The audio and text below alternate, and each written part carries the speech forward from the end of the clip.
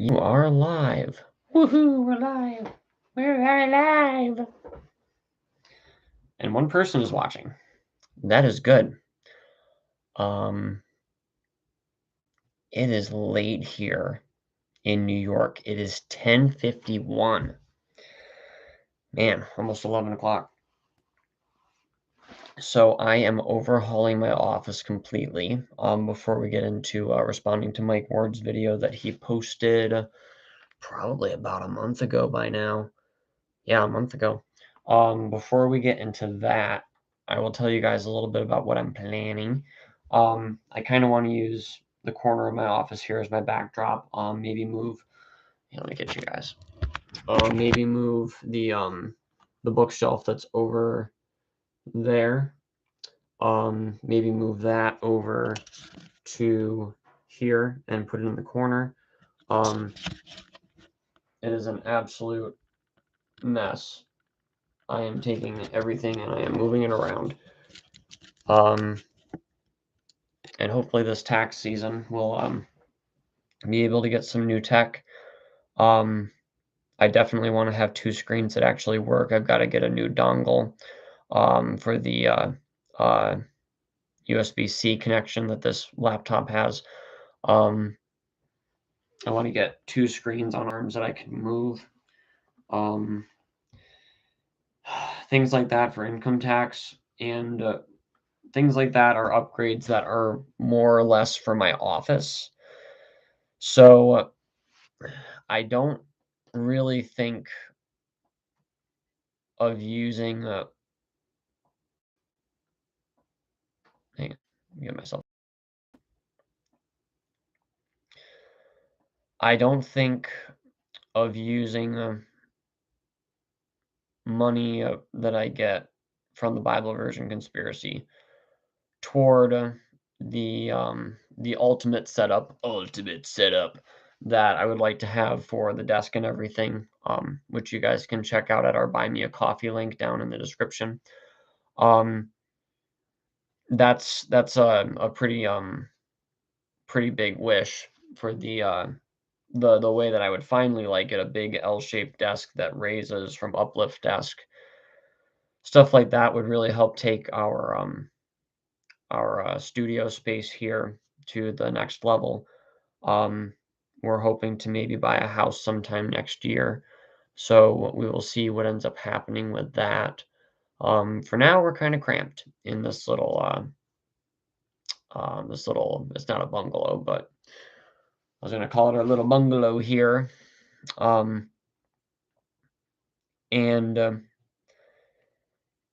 yeah, there's a lot of expanding that I want to do. The audio system, I want to upgrade that with donations from fans. The reason being, I would like to do it in case, I have a long lost millionaire uncle who dies, then I will probably get it then. But right now, our income tax stuff is going to have to go into so many things. And I am going to be getting a smaller budget to make the improvements that I mentioned. But the audio part of it is going to play a bigger part when we can start doing this more consistently.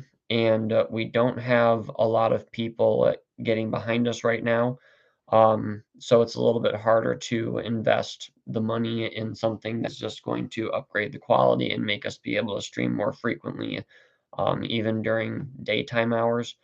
Um, it probably took me about an hour to set this live stream up after the kids got to bed and everything. And there was some cleaning to do before that and everything. So it takes some setting up to get to this point. So if I'm able to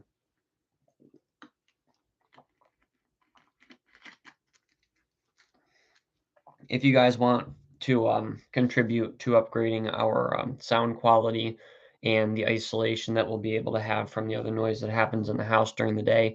If you guys want to see us live streaming more during the week than just late at night on Fridays, because it's pretty much the only time we really could do it. Saturday is like the only day that anybody has to sleep in. Sunday, you got to go to church in the morning. And then every other day of the week is work. So Friday night is like the only night that I feel that I can really jump on here at 11 o'clock and respond to a 24-minute video. So yeah, we'll get into that. Hopefully next week we will be able to get into some of the screenshots that I've saved into my folder on our Google Drive. And I want to also talk about Valentine's Day, about the origins of that. There's a lot of stuff about how it is pagan and things, and I kind of get it. Same thing with Halloween. You go back enough to find out that it's pagan, and it's time to get rid of it. Ken Johnson has always said that most people do that. They will study it far enough back to find out that it's pagan, and then they're done. If you keep going back, a lot of the time you will find some sort of biblical root to it. I know that I'm pretty sure what he mentions in his book, Ancient Origins of Modern Holidays, and you guys can find that on our website, cardcarryingchristians.com/Halloween. Also, I believe it's also on our Christmas page, which is cardcarryingchristians.com/Merry Christmas. We had 4 viewers, now it's at 0. That's odd. So if you guys go there and click that link, it will also help us affiliate-wise, because we are currently affiliated with Amazon for little book sales and stuff like this, and they don't give us much commission; they give us a few cents. I think it's still that way, because they dropped their percentages that they will give you for purchases made through a link that you provide by quite a lot a couple of years ago. But it does help. That is a way that you guys, I've mentioned it before, you guys can help support us for free. It does not cost you a dime. If you guys click the book links in the description of this live stream, or if you guys go to our website, cardcarryingchristians.com, some of the books, not all of them yet, but some of the books, I have converted the links to Amazon affiliate links. So we get a very small percentage of the purchase that you make of a book at regular price. So it doesn't cost you anything. It's no extra charge to you. It does help us out, and we do need to have a purchase sometime in the next 100 days or so, or else they'll close that affiliate account down again. So we will see what happens with that.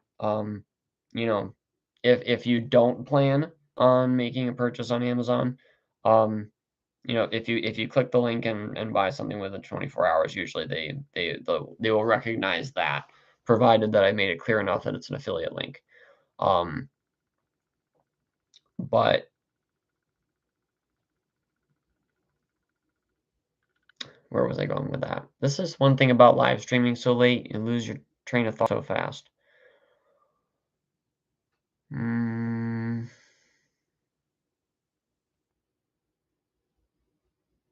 Something about affiliate links. If you guys don't plan on making purchases with the affiliate links or whatever, at least please pray that somebody will, because we do need to try to keep that stream of income open. And I'm hoping that even one drop of water will flow through that hole that we're trying to keep open with Amazon affiliates, because that would be something that would help. Because like I've talked about before, I would love, and the viewership is going all over the place. If you're watching, leave a comment, say I'm here or something like that. That would help me know how many people are actually watching this, because we had 0, then we started with 1, then we went 2, 3, 4, and then 0. And then it went 1, 2, and then 1, and then now it's at 3, and I got no idea who's here. And Joshua, I see you. Hello, Joshua Mercer. I'm assuming Mercer. Thank you for leaving the comment, so I know you're at least among 2 other people officially. Um, yes, he says. I appreciate you showing up. I really do appreciate it. I'm just taking a couple seconds for maybe some people to jump on. I shared it a few different places on Facebook, and that was about it. Slavic American Missions and Ministry. I am here, and I see at least 3 people on that little profile picture. So I know that's probably a few people that are watching, possibly. So yeah, I appreciate that, guys. Thank you for letting me know that you are here. Um, so let's see. Carl's asleep in the box over there. I was surprised that Jinjin didn't stay in here. He's his ginger cat brother, and he's probably sleeping on the top of the habitat in the living room. That's like his favorite spot. Um, so yeah. Um, so we have just to go over real quick what is in the description of this video. Um, there's 2 links. The first link is to buy this book in case you guys don't have it. It's by Mike Ward. We'll be responding to his video here in a little bit. It's about 24 minutes long. The Use and Misuse of the King James Bible. This is it right here. I have not read it yet. I do plan to possibly listen to it on Audible if it is on Audible, and once I get that subscription after tax season.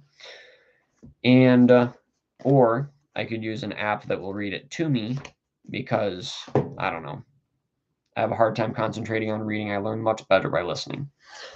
And then the second one is purchasing this book, which we are currently borrowing from our local library, called The Suppressed History of America: The Murder of Meriwether Lewis and the Mysterious Discoveries of the Lewis and Clark Expedition by Paul Scrag, Schrag. I may have misspelled his name in the description. And Xavier Haze. So the reason why I dragged that book into it is because it is talking about the conspiracy and the covering up of giants and stuff like this. So that will come in when Mark Ward decides to throw out anything that is called a conspiracy theory, apparently. I don't know. And if you're watching, Mark, I appreciate your videos. I appreciate a lot of the time where you do point out inconsistencies in King James onlyism. I appreciate that so much because there are many. It happens every time that a group of just ordinary people, like I am, take on a subject that may be beyond them, but is not beyond the information that they're given by God. So they're wrong a lot of the time. King James onlyists, I will admit it, are wrong a lot of the time. Not all the time, not a majority of the time that I'm aware of, but a lot of the time. I will admit to it. There are inconsistencies and problems. However, there is a lot right. There is a lot being ignored. Like Scrag and Haze talk about, the best weapon against the people is silence. Something shows up that doesn't fit the narrative, just not talking about it is the best way to get rid of it. This will be interesting. I've talked to Mark Ward before. Yep, I've commented back and forth with him just a little bit on his YouTube videos, so not much. But I've been planning to read his book. I would recommend that you do. He's a very smart guy. And the thing is when he contradicts what we would say as King James Bible believers, the thing is to look into it. I think that it's at least fair to look into it and to study it to make sure that things are being said that are correct. And that's also what I hope to do in this video. I have a general idea of his viewpoint. Yep, and he's got a whole big old YouTube channel, so it's so easy. I'm interested in hearing what you have to say about it. Thank you, especially since I haven't read it. I've only watched a few of his videos. But I have read, anti-King James only stuff frequently. I think I have just about every anti-King James only book in print that I'm aware of, and some that are even out of print. Probably 4 or 5 maybe that are out of print. I just get every one that I can get my hands on. And if you guys, we might do it now, maybe after the Ward thing, maybe if you guys want to see the books that I do have that are anti-King James only, you guys can, leave a comment that you want to see the books. And we'll do that at some point. Maybe next live stream, maybe if we have enough time this live stream, we will see. By the way, is there anybody else that is watching this at 11:06 right now? Because that would basically be us here in the Eastern Standard Time, and I don't know how many people are actually watching this from the other time zones. So yeah, if you leave a comment, if you're for what time you are watching, let's do that. Just so I know that I'm not keeping people up too late. And you guys can check this video out if you do want to pick up later. You go to our YouTube channel, youtube.com/Bible Version Conspiracy.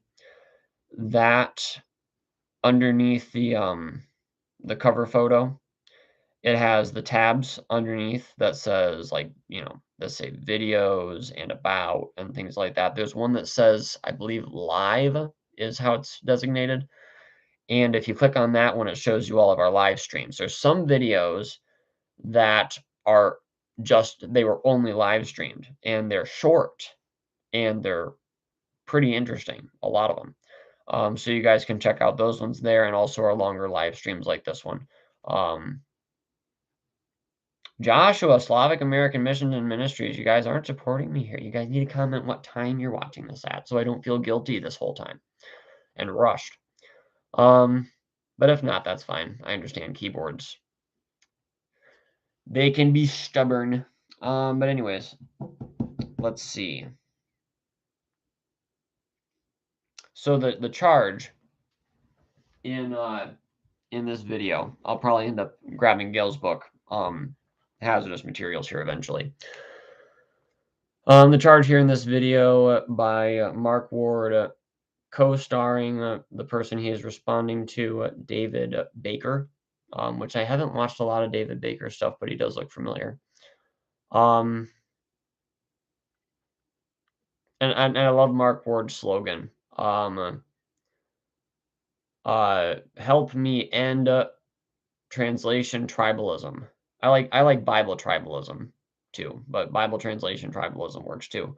One plowboy at a time, because that's what he's responding to. Is he's responding to common King James only people, and he's trying to take one cowboy at a time, explain to them, no, you should not be King James only. It has lots of errors in it. The modern versions are improvements. You should come over here, and try to work them in through that.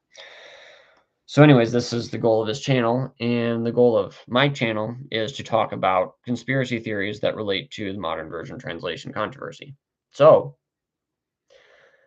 I am going to be addressing the video where he talks about, is Strong's Concordance part of a conspiracy to undermine the KJV? Because, of course, anytime that you bring up the word conspiracy or conspiracy theory or something like that, you are to reject it out of hand and probably chuckle. 10:07 and 10:08. I appreciate it, guys. Thank you very much. I am glad that I am not burning the eyeballs out of your head quite yet. So yeah, I think this works pretty much. It worked pretty well last time. I'll just try not to get too much of the glare from the softbox. I should really start linking some of my tech too down in the description. That would probably help you guys. Because that light was like, it was a great find, through Think Media. So let's see.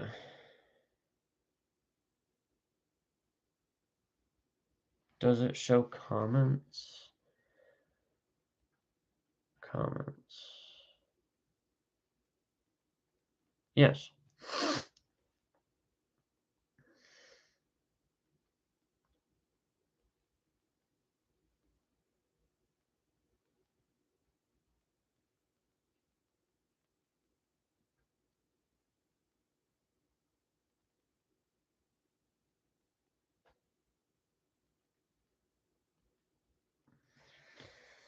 Okay. So we're not going to respond a lot to the digging into the languages stuff, because I think Baker takes on some of that. So I will read my comment before we get into it, just as an intro. Thank you again for this video. I appreciate you digging into the languages. Personally, I was at least casually aware of the conclusions you provide on corrupt and imitate, as in, corrupting the word of God and the imitators of Christ, um, followers of Christ in the King James. Um, and I feel it is a shame when when a King James Bible believer is not either from not looking into it for themselves or not really paying attention, not aware of these things because they're not either not paying attention or whatever else. Because the language stuff there kind of makes sense for the translations that they make. Moving on. In the future, I'll have to make some videos on the excluded middle you mentioned for my own channel, as it is seen too often in our group. I am a King James Bible believer. The main issue I do have with your video, Mark, is that Strong did say at the beginning of this concordance in the early editions that many of the words align so closely with the American Standard Version because he used the American Standard Version as a reference to define the Greek and Hebrew words. So we'll get into that because Baker brings it up, and then of course Mark Ward has to respond with, "You crazy King James conspiracy theorist person, you be quiet." And that's about as far as the conversation really goes, as far as the conspiracy theory stuff, because he loves to talk about the language stuff because he knows something about that because he's very educated. But there's also educated prejudice because now that you're educated, you're prejudiced to think that you're correct about everything. So we just have to start getting okay with the idea of there actually being a conspiracy. Let's see. If you remember, let's see. He was simply providing the ASV translation so his readers would know that what the translators thought and what the up-to-date version rendered. If I remember correctly, these words are marked with an obelisk in the early editions. There was an old one at my church I grew up in that I used to use all the time. No conspiracy for David, but also no conspiracy theory either. Just fact. Gail was correct, and even she does not make a huge deal about it. She just points it out in her book Hazardous Materials to show why it agrees with the ASV, and hence the new American Standard Version, so frequently. It seems that she points this fact out in order to dispel the false impression it gives, the false impression it has given many, including John R. Rice, that the New American Standard Version is almost 100% faithful to the original languages, not just a decent, fairly literal translation. Because that was the thing, and it still is the thing. Oh, I can't believe how great the New American Standard Version is. Every time I look up a reference in Strong's, it practically says exactly the same thing. What an amazing translation!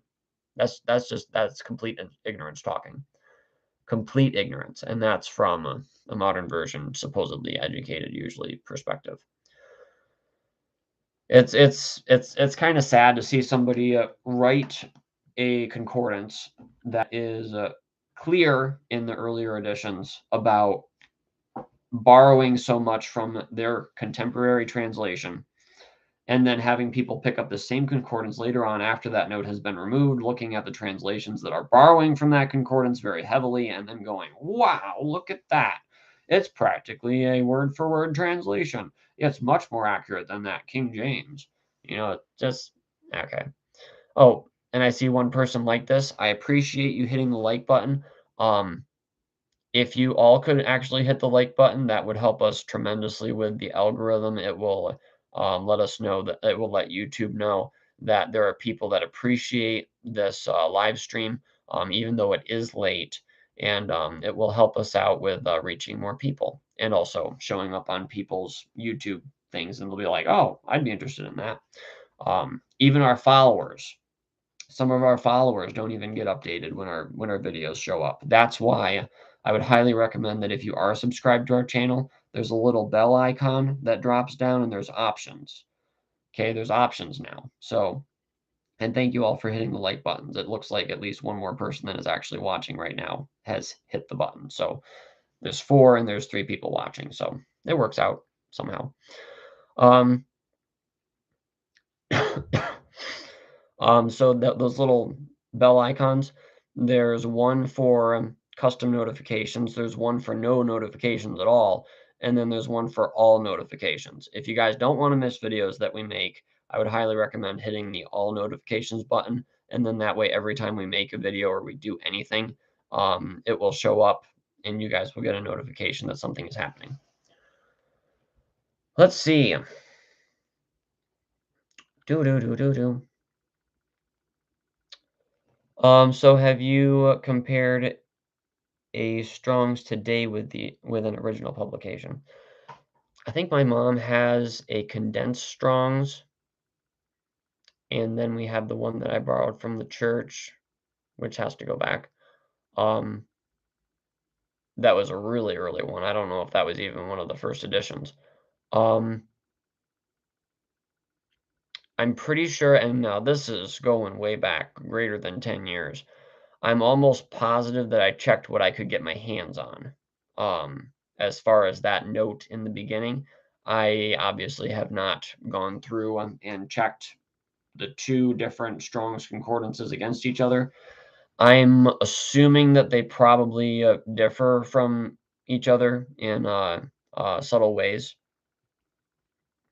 If you have any more information about that, I would love to hear it. Dr. Demento. I like that name. That's pretty cool. Let's see. Not just if you're okay. I hope in the future to be careful about what conspiracy bandwagons I jump on. I do remember taking issue with corrupt being made peddle when I was young, but I figured out most of why they did that. Sorry. So just to be clear, I do not agree with them changing it to peddle. It can basically kind of be justified that way, sort of, with, language and stuff like this. It can basically be justified. The thing is that they expand on each other, the 2 different translations, the King James and then the modern, contemporary translations. It expands on languages that we don't know, and gives us a little bit of context. However, I would stick with the King James translation of it, um, because, it doesn't have to be changed, in my opinion. And that's about where I'm probably gonna leave it for now. We'll dig into that at some point, and we'll also get into the video. Let's see. And I am not a language expert. If you guys wanna check out some good research, you guys can go to our website where we've kind of thrown some different sites and books together, cardcarryingchristians.com/mistranslations as one word. And that'll take you to our page where you guys can check out different books on why the King James translated things the way that it did. We're going to be adding more in the future. And also some different websites, the archived KJV Today, which had a lot of great articles, which are still available. And Brother Will Kinney's website, Brand Plucked, that's a really good one. He's got like a zillion articles on there, and he's pretty good with language stuff. I would have to look it up and I would have to read it, and I would basically have to be going with what I was told. My niche is the conspiracy stuff. So if you guys, just to put another thing in there, if you guys are interested in learning about the conspiracy that lies behind the modern Bible version translations, subscribe to this channel because you will find it interesting. Let's see.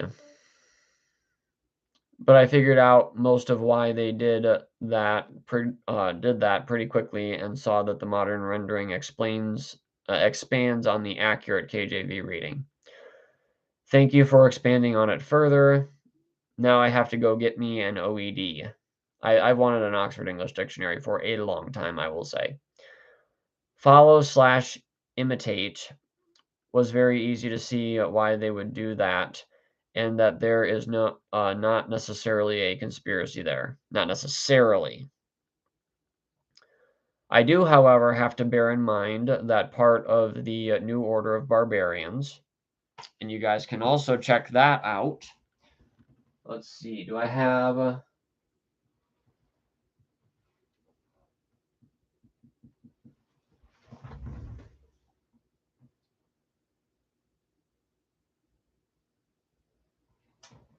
No.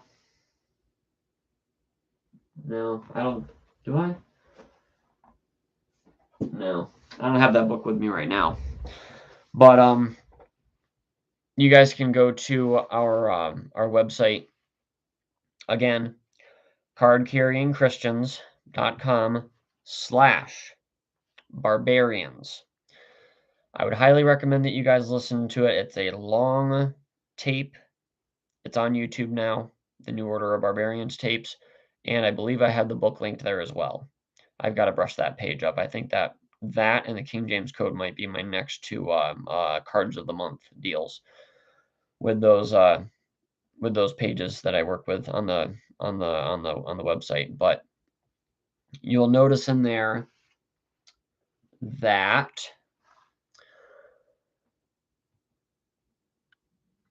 part of the New Order of Barbarians is to slowly retranslate words from their biblical meaning to more interfaith-friendly terms, gradually, edition to edition, over time, making it align with the New World Religion, which is coming. Let's see. Maybe that's why more liberal translations agree with the KJV in odd places. No real need to manipulate these Christians toward a New World religion. You know, they're already there. Just thinking out loud. Because that, and let me slow down there a second. He mentions in the video, oh, wow, look at this liberal translation, which is not agreeing with the modern rendering of the conservative translations, because it agrees with the King James reading, which would put the King James kind of in an awkward position because it's agreeing with liberals. The thing is that if there is this plan, which Richard Day mentions in the New Order of Barbarians tapes, with what's that guy's name? Lawrence Dunnigan? Yeah. If this modern translation, liberal translation, is agreeing with the King James Bible, to me that says that this liberal translation is already pretty much, you know, a New World Religion type of church. So why not leave their translation, you know, more along the lines of the King James? So they will kind of have that that common ground at that point when they hear that verse quoted. Oh, that sounds like the King James Bible. And also, it's the conservative Christians that need the manipulating into the New World Religion. And we'll probably talk about that more when we talk about Joey Faust's book, The Word God Will Keep It. There is no end of the material to this kind of stuff. Joshua, I do see your comment. I'll grab that in 1 second. Thanks again for calling King James Bible believers out on things like this, because they do have we not they, I have a tendency sometimes of overreacting to things that we don't understand. And I will say that there are a lot of modern version translations that expand on our understanding of what the King James Bible means when it says a thing. However, the King James Bible, I would say, would be the highly accurate and trustworthy rendering that I would stick with, because the New Order of Barbarians is still in question, and I don't think that anything should really be touched at this point until that is resolved. And not just ignored, guys. Not just ignored. The New Order of Barbarians has to be talked about, because if we don't, we're in trouble, and we're just waltzing into a forest full of trees that are full of monkeys with spears, and we just don't know about it, and we're just so happy. You know, we got to be careful. There is nothing that should remain untalked about. It's for our safety. Anyhow, Sincerely, Joseph Armstrong. And then I put a little note at the bottom because this was around Christmas time. P.S. Have you heard of Sextus Julius Africanus and the account that the wise men wrote about being in Judea? I would love to hear your thoughts about it. If you get a chance, we made a flyer about it, which you can read at that time it was called repentyepeople.com. Now it is cardcarryingchristians.com. / Merry Christmas. We hope you find it a blessing. And if you guys want to check that out, it is amazing. I made a video about it around Christmas time. You guys can still watch that. It is called Who the Wise Men Actually Were Will Shock You, or something like this.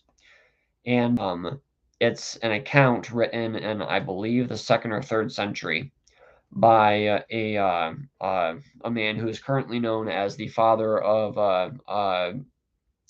what is it? Chronology, Christian chronology, which is writing down, or chronography, I forget. Writing down history. Before Eusebius, I believe, and he talks about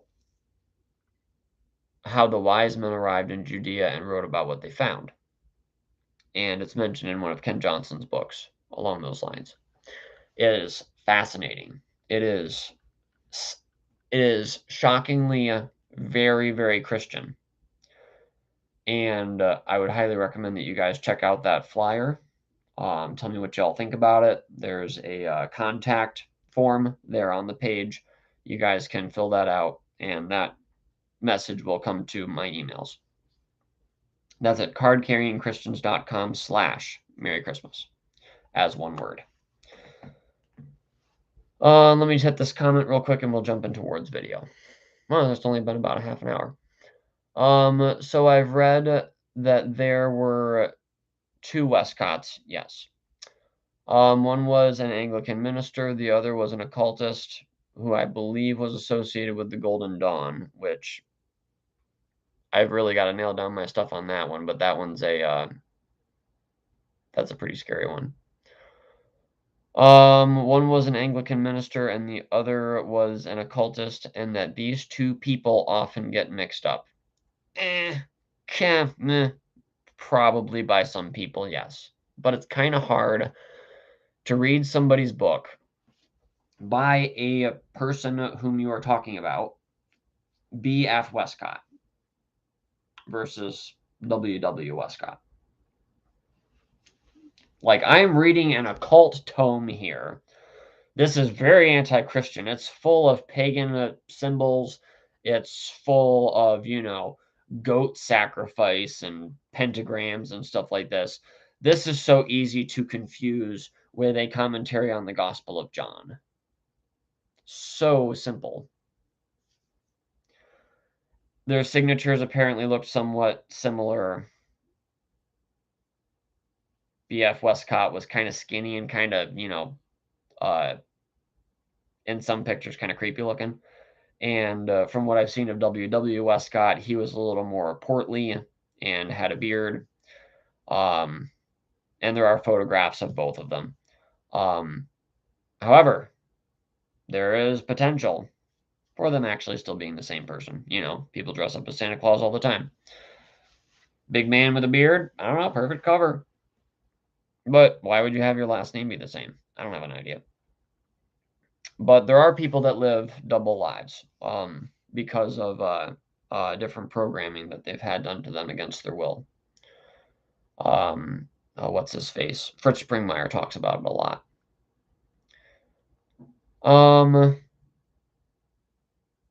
Two people often, yeah, they probably get mixed up. I'm sure that they probably are, but the claim is, and I want to be careful with that, because and I've got to get into them a little bit more deeply.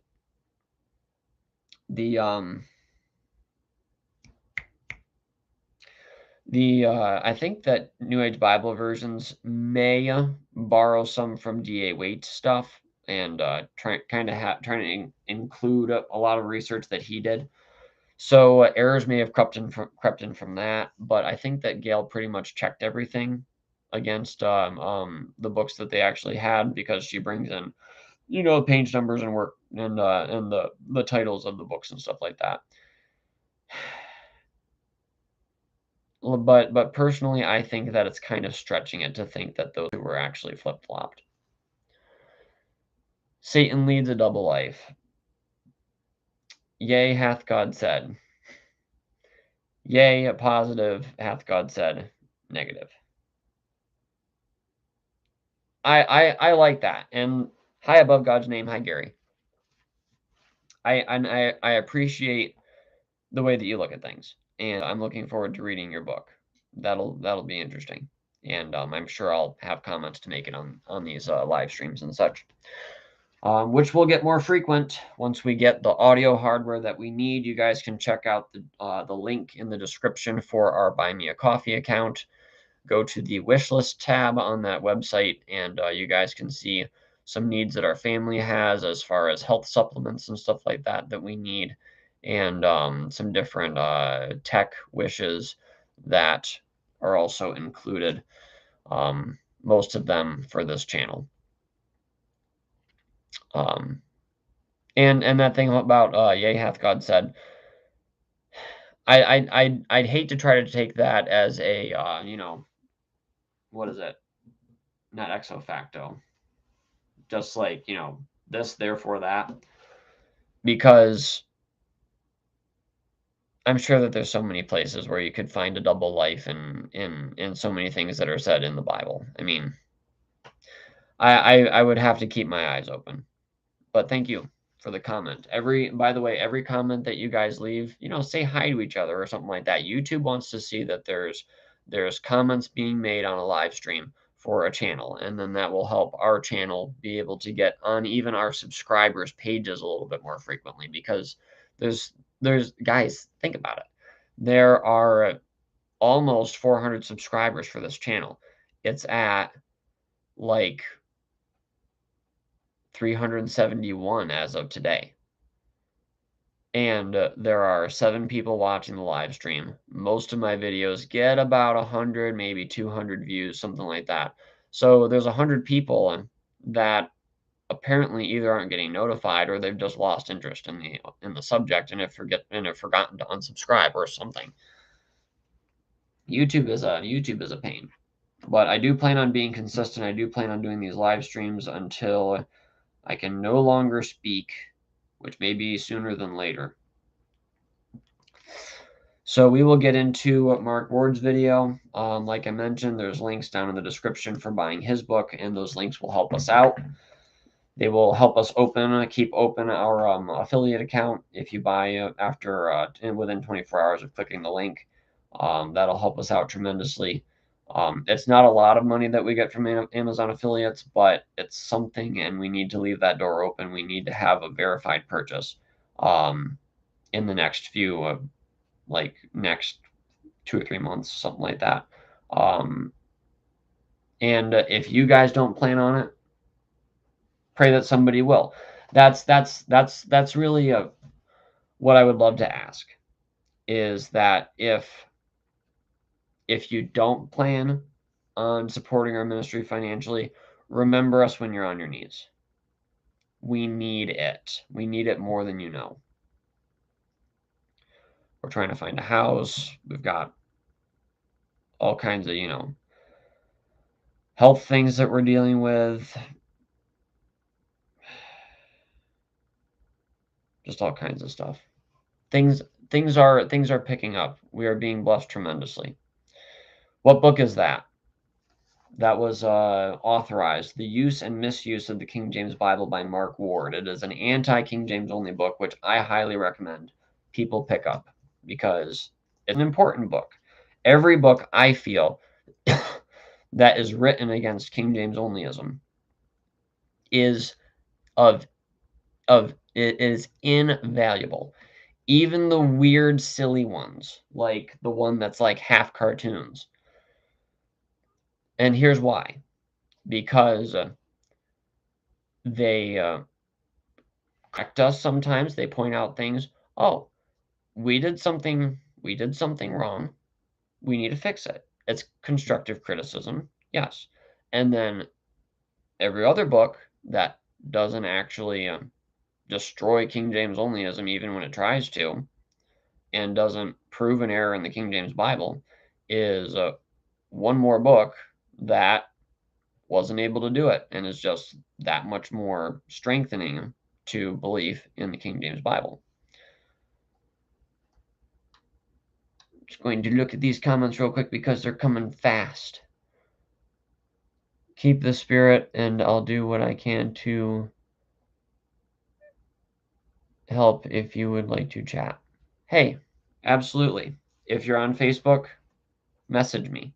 You can look it up at Bible Version Conspiracy on Facebook. Or you can look up me, Joseph Armstrong, as well, and you can private message me, send me a friend request, whatever. What book is that? That is the authorized use and misuse of the King James Bible. Highly recommended by D.A. Carson, author of The Plea for Realism. He has actually authored several pleas for realism, if I'm not mistaken. He also said to speak nay may, which is singles.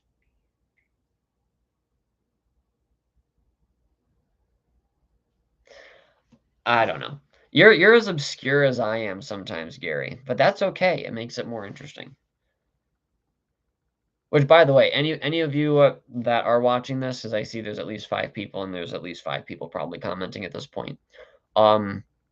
If you guys are part of our Facebook group, the Friends of Gail Riplinger, you can find me on there, or you guys can request to become members. Answer the 3 questions that are asked by Facebook when you go to join that group. It makes it easier for me to know, oh yeah, I remember this guy, and approve. But I am an admin of that group, so if you guys want to join that, you can find me that way. And I highly recommend that you guys join. We're almost to 700 people in the Friends of Gail Riplinger's group, and we are also putting together. We're going to be sending her flowers for Valentine's, and I am also trying to finish the well, I'm finished with it. I'm just trying to get people to sign it. There's a digital card from Thankbox, which is linked in a post on the timeline of the Friends of Gail Riplinger's group. And if you go there, you can sign it. You can post a short video. You can post a picture. You can leave Gail a financial gift.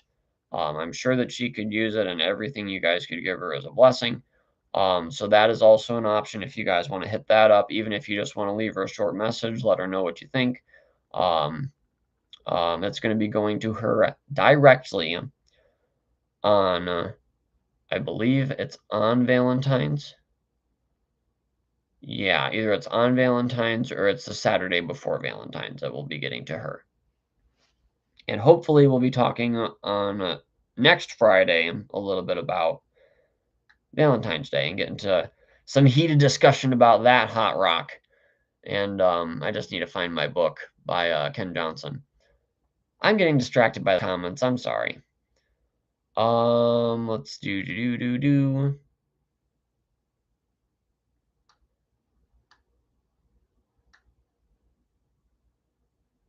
What book is that? Also, he said to speak nay may. I'm going to make this a little bit bigger.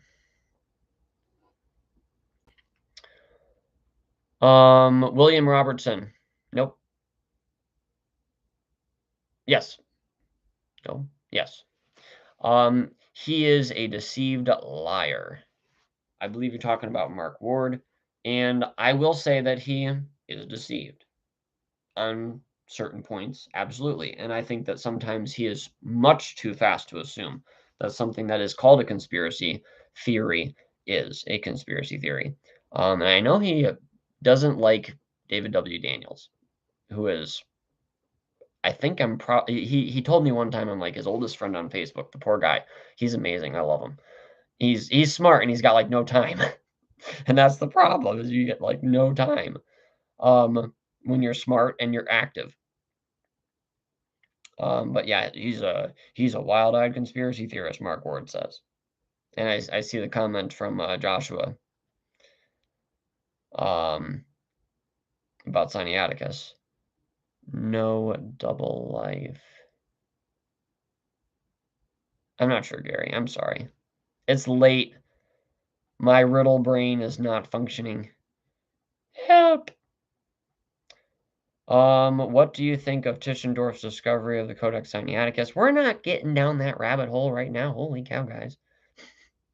This is supposed to be a Mark Ward, and we're almost up to an hour, and we haven't even gotten into his video yet. But I will say that it is shady. It is very, very shady. And it's sorry to I'm sorry to hear so many people going, well, you know, oh, Chris Pinto has this conspiracy theory, and David W. Daniels has this conspiracy theory and stuff like this. And it's like, have you actually read what they've said? Good night. And of course, there's that scholarly refutation of Bill Cooper's book on the forging of Sinaiticus. Not the got killed in his house, Bill Cooper, the guy that works in, like, I think he's in Britain working with like some creation foundation. That guy. He also wrote After the Flood.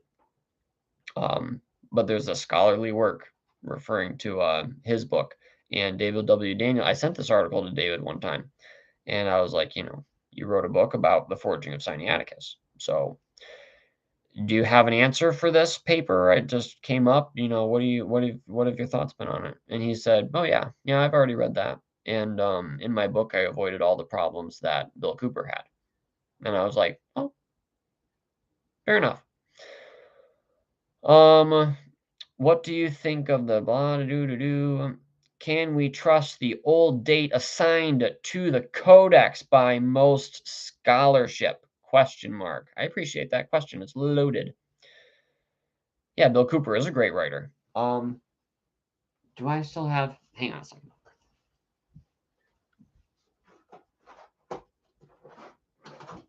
Blast. I've got to have it someplace, but I have the PDF if you guys want to check it out. Sorry, I got like everything on my website. Cardcarryingchristians.com/ I think it's After the Flood. You guys can go to the main page, which is just cardcarryingchristians.com, and scroll down to the bottom where it says Find Books, and there's like Joey Foster's book, The Word God Will Keep It. There's Fox's Book of Martyrs is down there, and Bill Cooper's After the Flood is there. That is amazing. It is deep. It is pithy. It's just like, I can't even believe this kind of history exists. It's mind-blowing. If you guys want to know anything about ancient European history, that is your boy right there. Also, I will highly recommend Ken Johnson's book, After the Flood. Not After the Flood. Ancient Post-Flood History. I believe that is also linked on the same page. I don't think I've updated that to an Amazon affiliate link yet. But anywho.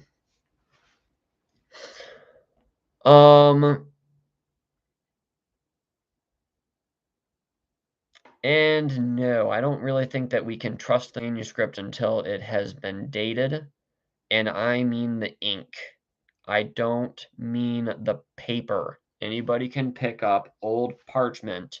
It's a little harder to find it's a little harder to find 500 or 800-year-old or 1800-year-old ink. We need that ink to be tested. That's how they found out about that one little manuscript with all the illustrations that scholars were worshiping for so long. Oh, so amazing. It's like the oldest thing. We've just made a huge discovery, you know, and we're going to reference it in all of our critical apparatuses. And oops, turns out it's a fraud. The ink under the ink was dated super late to the 18 or 1700s. And it's just like, and the Voynich manuscript, same thing. Ooh, look how mysterious it is. Oh, yeah, and then the guy that forged it had a whole closet full of old parchment to write on. We need the ink tested on Codex Sinaiticus. It is critical. We need to see what dyes were used, when those dyes were invented. These things are very important.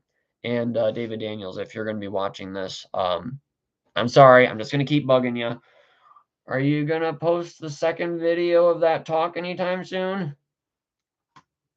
We all want to hear that letter that you found. The suspense has been building for, I think, a couple of years now. And if it's already out, I would love to hear it. Let's see. Keep up the good work, brother, above God's name.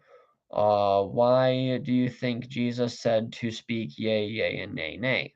Because we are not to have a double life. Yeah, you don't want to say yea and nay about something because, if you build that which you've destroyed, you made yourself a transgressor.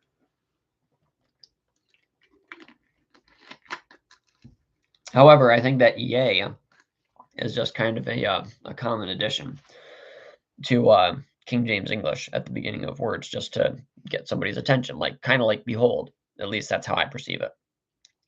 Because it would make no sense for him to go, yes, has God said. That kind of sounds different.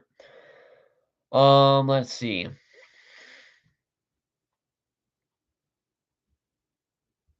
Dr. Demento, you retracted a message.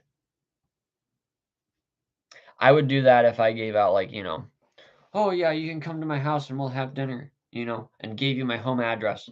Oh, shoot. I don't need everybody coming. I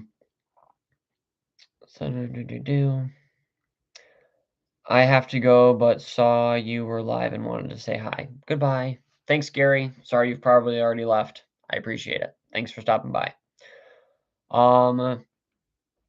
William says, Brother David W. Daniel's books are on the world's oldest Bible, or are. I just inserted the word are.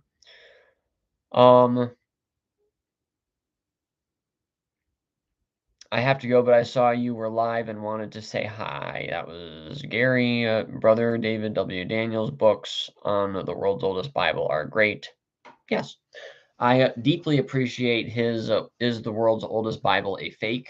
I am planning with the refund that we get, hopefully around tax time. Hopefully we get a refund and everything. I'm hoping to get his new book, the second one that he wrote on that. Bill Cooper is a great writer. I will agree. As I've already done. And William, you left another comment. Check out Joshua chapter 9. Covers the oldest manuscript theory. Moldy bread. Yep. That was not very old. The enemy worked wilily. You may have misspelled that, but that is okay. I've done much worse.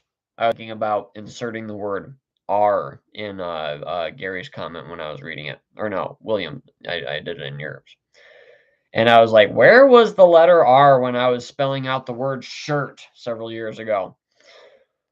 You guys can figure that one out. Abigail, Joshua, and the people, a type of believers. Yep. You gotta be careful of it. Oh, wow, look at this old stuff we have here.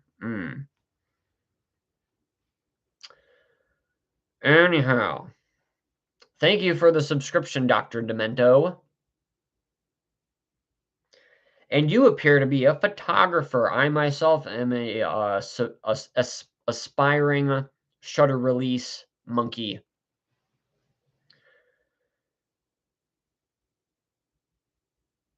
Security alert. Yeah, I was the guy that signed in myself. Blah, blah, blah, blah, blah. Don't need any of those. Spaced out radio. Extraterrestrial contact. Aliens are among us. And End Time Productions. These declassified documents are truly terrifying. Yep, that's why they were classified to begin with. The world is messed up. Joshua Mercer, hey brother, I'm signing off. Thank you for letting me know. We've talked before on Facebook. Let's chat again sometime. Love you, brother. Thank you very much, Joshua. Never met you in person, but yes, absolutely love you in Christ. Message me anytime you feel like it. The name does sound familiar. It's just, I can't really connect it with a face. So yeah, thank you. Thank you very much. And you can check out the live stream later on when you get a chance. I don't blame you for going to bed. It's almost 11 in, I think, your time zone. So yeah, we'll jump into the video with Ward. Oh my goodness. I'm just trying to get caught up on the comments and then we'll get into it.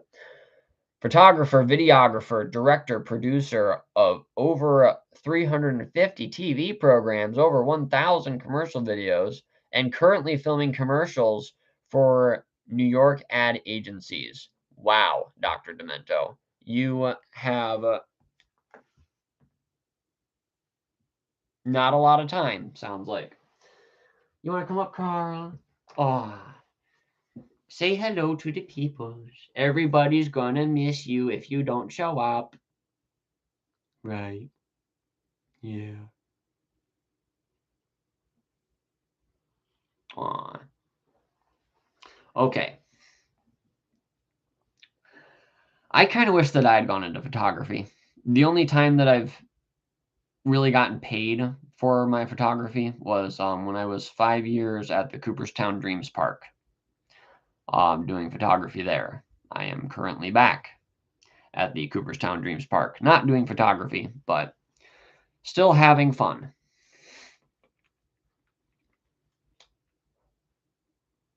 And I have an M50 with a 24-70.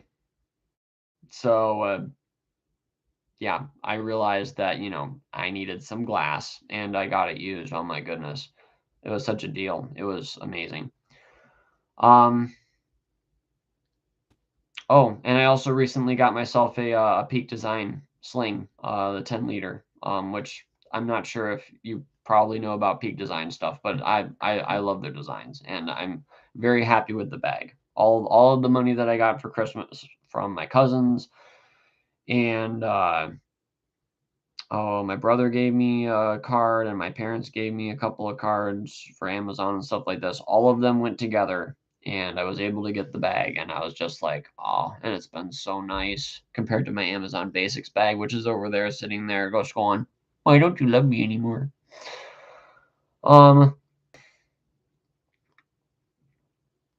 Ward is a little effeminate and he does not speak with authority, a little unsure. I'm not sure that I can concur with that. He seems pretty confident to me, but that's to me. And a little effeminate. I mean, really, if you spend a lot of time inside doing anything, you're probably going to be a little bit more that way, I guess.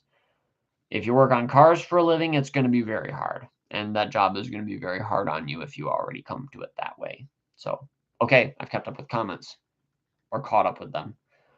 Let's go!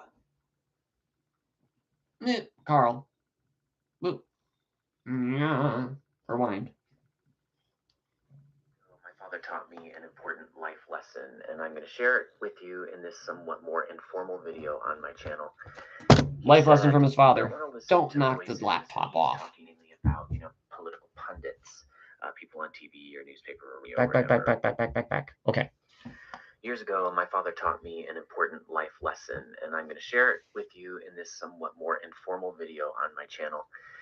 He said, you don't want to listen to voices, and he's talking mainly about, political pundits, people on TV or newspaper or radio or whatever, who act as if everybody on the other side of the aisle, this applies to liberals and conservatives, and I would have to think it applies to political parties we don't really understand in other countries. Don't listen to people who talk as if the people on the other side of the aisle secretly know that our side is right and their side is wrong, but actually they're just trying to destroy the country. I mean, what my dad was getting after was conspiracy theory thinking, at least in part. This is what he was after. Carl, you are going after the laptop. This is not a conspiracy theory. He is actually trying to knock the laptop off. He wants to sabotage the channel. He is secretly...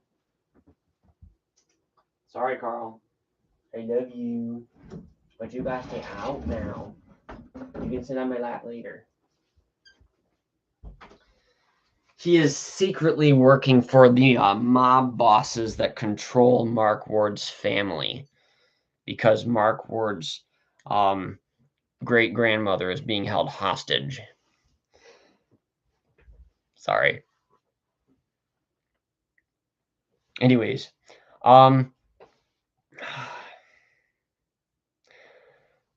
the thing is that, and I agree, there is something to be said for that. Um, when your side is pretending that the other side secretly knows that you're right. I'm not sure how often we really assume that, but are there people that are really just trying to destroy confidence in the King James Bible?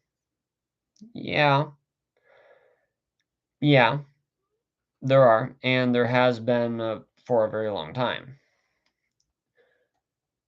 The thing that Mark Ward is kind of trying to brush off here, I think, is the idea that there is a conspiracy at all, because a conspiracy to destroy something is going to secretly know that there is a force which is preserving whatever you're trying to destroy, and it is your job to fight against it. And this would be true of you guys remember, I don't remember the guy's name, but remember that guy that defected from like the KGB, and he came to America, and he's like, this is how we were looking to destroy America. We'd pay music artists, we would fund junk food, and just like all sorts of these different things. Um, Joey Foss did a sermon on that about what was it called? Something about the conspiracy against health. I'm sure I put it on YouTube at some point. It's on sermon audio too, but if you find the sermon by Joey Foss on that, it's just like, oh great, we're done for. They're poisoning us on purpose. So this is the thing. I agree with Daddy Ward. I agree. Be careful about people that say that. But the thing is be careful, because you don't know. You can't, and this is a real problem with Ward and White.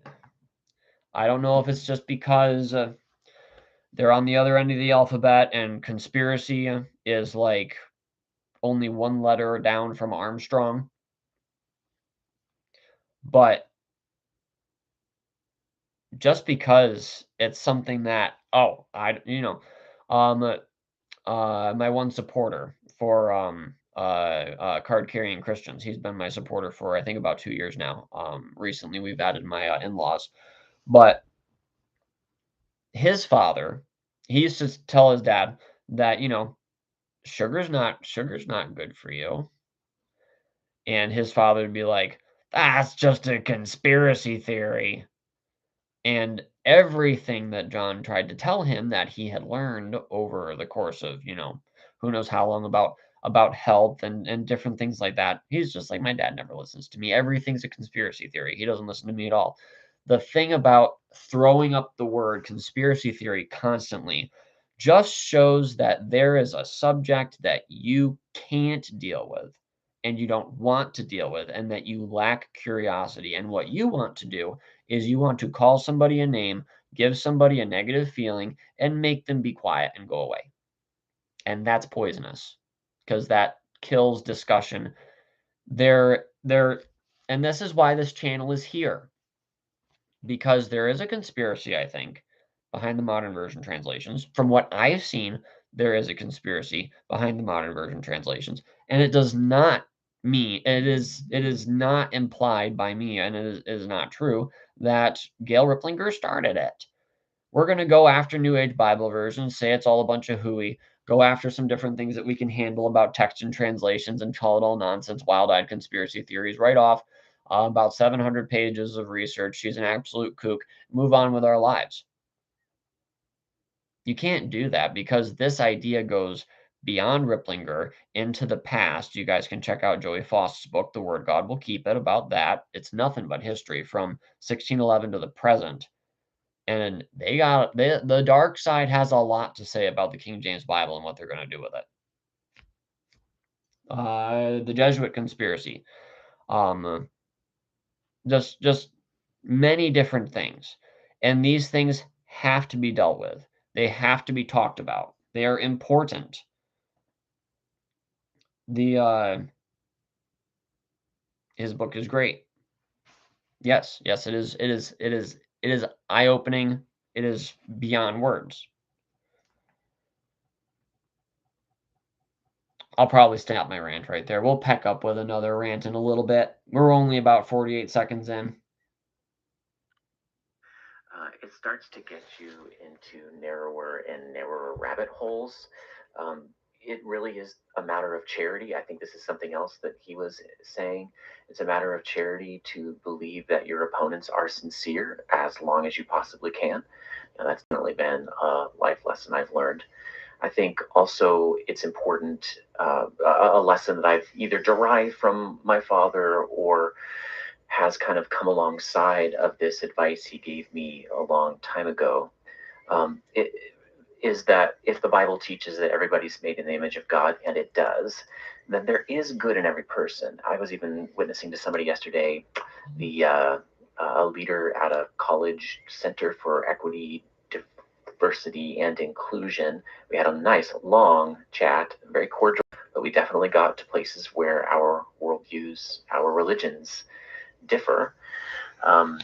When I was talking with this individual, I affirmed some of these things that the Bible. I mean, she said, I believe that people are fundamentally good, and I used to push back against that, and I used to say, no, people are fundamentally evil, and I thought that was the Christian perspective. But no, I actually would say that the Christian perspective is that people are fundamentally first good because we are created in the image of God.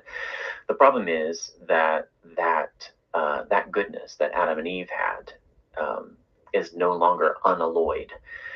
Now we all have inherited the original sin of our original parents.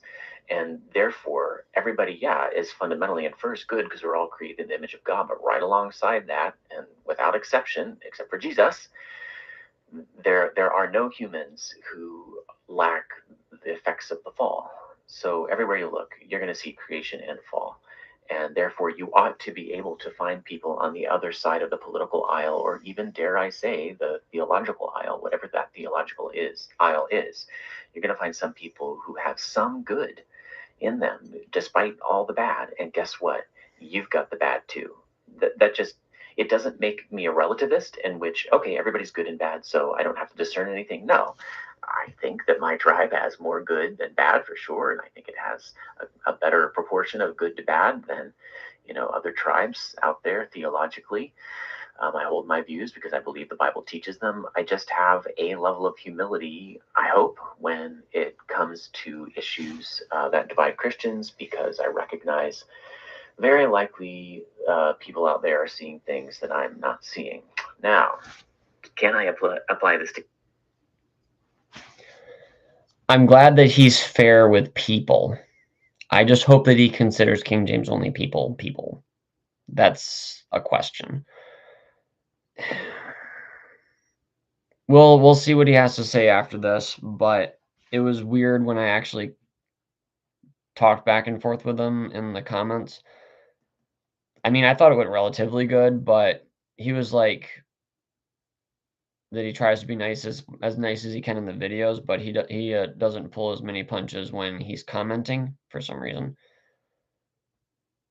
And yes, David W. Daniels and Gail Riplinger are wild-eyed conspiracy theorists, and he was a little bit more, stern when he was commenting. It was weird, but anywho, we'll see what he thinks. James Onlyus, and what is the subject of this video? I'm going to do another little video evaluation like I did recently. I cannot go through this whole video, it's just way too long. But there is a particular individual, David Baker. Now, this is not a very flattering picture of him. I got him paused, mid blank. Let's see if I can get him on the Fundamental Baptist podcast. No, there we go. That's a nicer view. He has 38 subscribers. In the grand scheme of things, I don't have a whole lot more than that, but I'm pretty sensitive to the problem of picking on the underdog. And in this case, he's the underdog in several ways. But actually, he's got some good training under his belt. And if you watch the whole video, you'll see he was able to study some Greek and even some Hebrew. So he ought to know better than to say some of the things that he's about to say.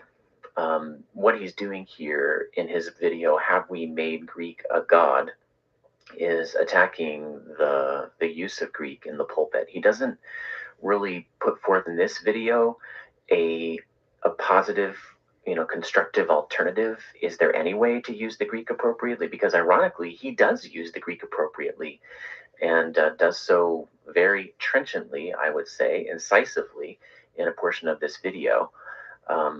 I don't know what his positive view of the use of the Greek is, but I know what his negative view is. He basically takes aim at all of the standard Greek tools that people in his circles might possibly use, which would be Strong's dictionary and concordance, and Vine's expository dictionary of Old and New Testament words. And there's another he mentions in there. He talks about having different lexicons, but especially he's focused on Strong's. And I want to let you hear some of what he says, and then I want to.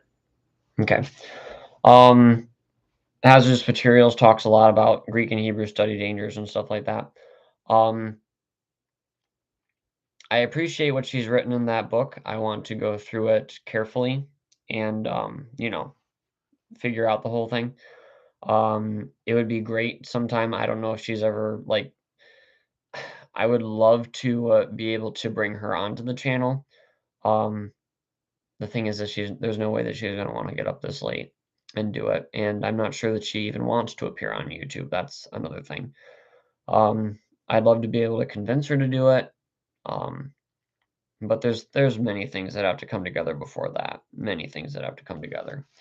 We got to be able to broadcast in regular business hours, especially, and I have to be able to afford that kind of streaming software to be able to do that and have a secure internet connection without freezing and just all sorts of things. It'll be very much later down the road. And it may not happen at all. We'll have to see what happens. But I would say that there is a positive use that can be made of Greek and Hebrew for sure. I've seen a lot of people do it. I've heard different sermons where somebody that would usually be that would definitely be opposed to correcting the King James translation using Greek and Hebrew to kind of bring forth the meaning of a text, and that it can make a lot of sense doing it that way. But we do have to be really careful because there's so many problems with lexicons and study tools and stuff like this. Gail mentions, especially in the first few chapters of her book, some real hardcore scholars that are just like, Greek and Hebrew study tools are just a mess, and they're just and it's to read it's just like, wow, what do we even have as Christians? It's like almost like a joke. But anyways, but it seems like when somebody uses Greek and Hebrew, mostly they just kind of go after roots, like, oh, this word is where we get our word dynamite, things like that. It's like, okay, I got you, but might you be, getting a little bit of hyperbole in here? Like, wow, this is a really big, powerful word. So it's going to back up my point for this being a really big, powerful verse, and that's going to back up my point in the sermon. And just, it's like, okay, Greek nugget, I guess. Chicken nugget. Anyways. I will say Gail Riplinger's book, Hazardous Materials, is a good book, and I hope to bring it into audiobook at some point.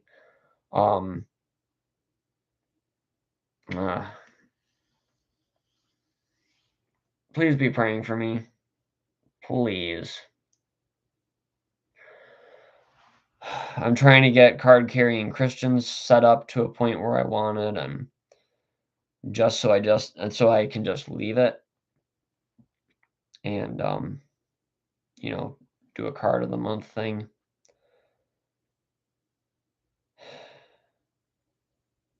I'm just one person, though, and this is a lot to try to accomplish.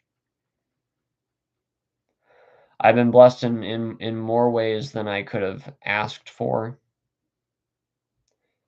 And this stuff is starting to, it is starting to pick up. Things are starting to happen. But yeah, I need a lot of prayer. I would love to make this my full-time thing. I would love this to be a small YouTube-based business. It is basically how it's looked at. I hope that I'm not just wasting my time and that I should be putting more thought and dedication into card-carrying Christians. Or maybe I should more or less set card-carrying Christians aside and just work on the Bible version conspiracy. I'm in a strait betwixt two,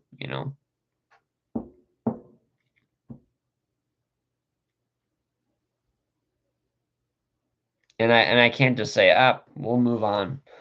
I'll figure it out because it's been a couple of years now and I still haven't figured it out. I would love to do this.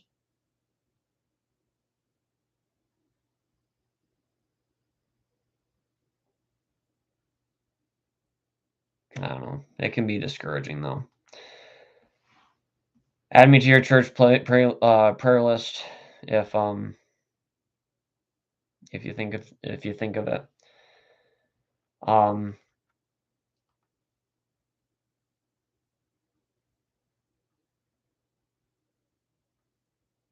Especially praying for just me, as a person, because I'm sure I'm not where God wants me to be. I'm sure I'm not doing everything right. So yeah, we'll keep going with this. And like I said, we're not going to really cover the parts where because it is starting to get late here. It's 12:15 here.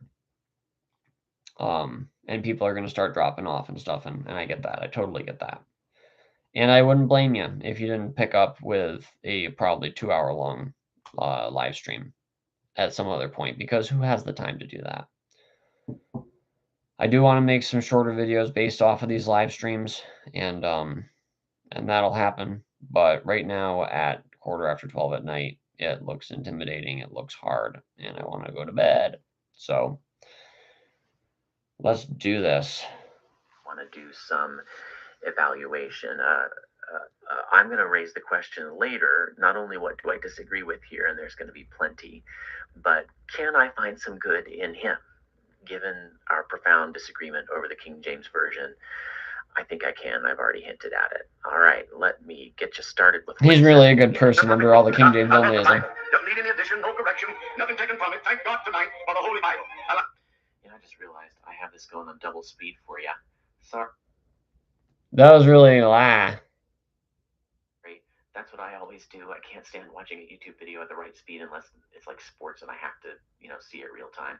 Okay, this is the intro, and he's got several co-hosts I believe regularly here, but this time he's speaking alone on the podcast. And in the intro, he's got several pro King James only and pretty extremist King James only statements. You heard some of that. Let's get him started here at the beginning when he starts talking. In our discussion of what it means to be a fundamental Baptist.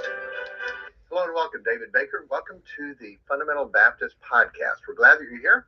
I have the privilege of being your host today. No guest today, no sidekicks. This is just me with a very, very important topic. If you saw by the title, Have We Made Greek a God? Have we made Greek a God? We'll get into that. You don't have to watch on video, but He's got a Shure microphone. That's like the standard. I would be happy with a Rode, which is probably half the price or something like that. But it sounds pretty good to me. But yes, the Shure, I forget the number, is the flagship. this is on video on YouTube, and I'm going to be showing today some books, so you may want to go look at it or go look back at it. Most of the books will be shown in the beginning, so if you want to listen on podcasts and then go afterwards and go look it up and watch the beginning on YouTube to show you some things. So very important subject, and hang with me. I believe you'll see some things, learn some things, and open your eyes to do your own study. Everybody says that they want you to do your own study. Does he really mean it? I'm not saying he's lying. I don't think he is. I think he really thinks that if you do your own study, you'll come to his perspective. I hope that I'll show that it's my methods, which are the standard. I'm not, my methods are not unique to me. I'm using what the vast majority of people, who are evangelical Christians, who love the Bible, who believe it's inerrant, who believe the gospel, who evangelize and do all the stuff that Christians are supposed to do. The vast majority of us who can read Greek and Hebrew and hold those, evangelical theological views. Who can read Greek and Hebrew. Yeah. I've got to make a page about that too with, what's his face? Steven Anderson. Don't agree with the guy on a lot of things, but his documentary on the Greek, that was very interesting. Especially, and just Koine basically being the King James English for Greek speakers. It's just like it's an amazing documentary. I've got to make a page about it, but it's on YouTube, I believe, in full. I would highly recommend watching that. I might repost it or something, or I don't know, shorten it up. We'll see. We'll see what happens. We use the methods that I'm about to describe. I think and I hope you'll see that more fruit is born from them, more fruit of Bible study understanding than from his methods. But let me turn now to the kind of stuff that he wants to critique. Okay, so the basic premise here, just to slow it down and put it in my perspective, is Baker here is saying that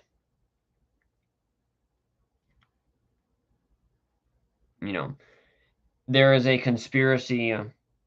I had this clearer in my head before. This is what the late podcasting, late live streaming, things just slip so easily. So Ward is like, these are standard methods of, explaining how words work, and it's true. And Baker is coming at it. I had it so much clearer in my head. Where is his Bible? And this is in all caps. I'm not going to shout it, though. My voice is suffering as it is. Where is his Bible? He does not have one Bible, but all the Bibles are the Word of God, ?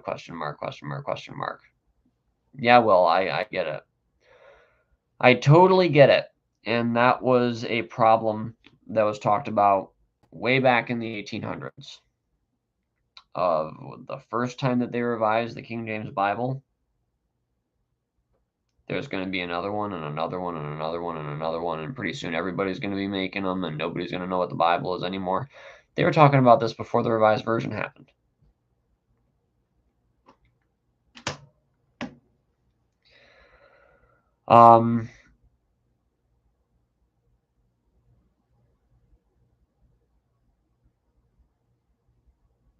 And it happened. And I was talking to my wife the other night, and I was like, you know why every and there was another translation that came out that was claiming to be the easiest one to read, with the Bible written on the level of a novel.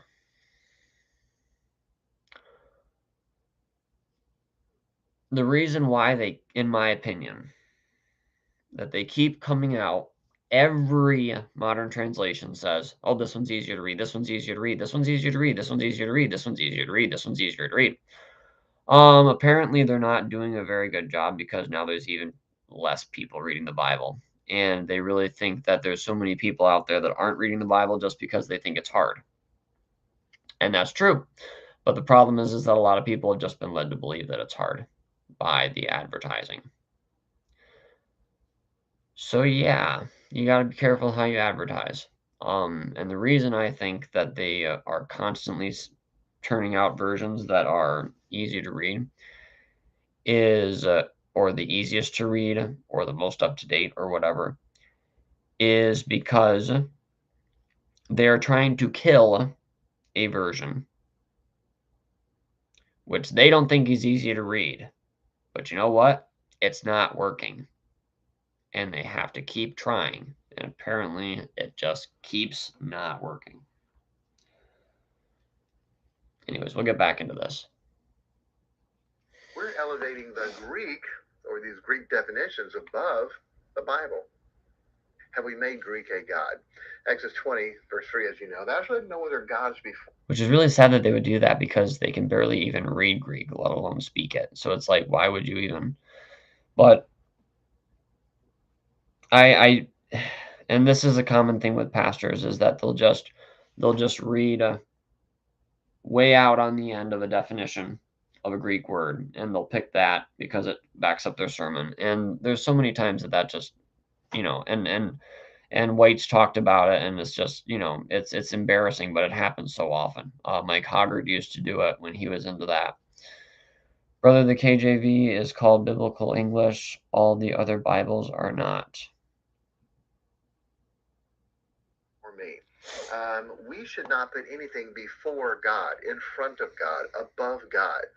So when we say this, well, see, what that word really means is this. When we say what it really means, then we're saying what the Bible said is not really what it means. Okay, just pause here. If you can't... Ward's going to be like, dude, the King James isn't the Bible.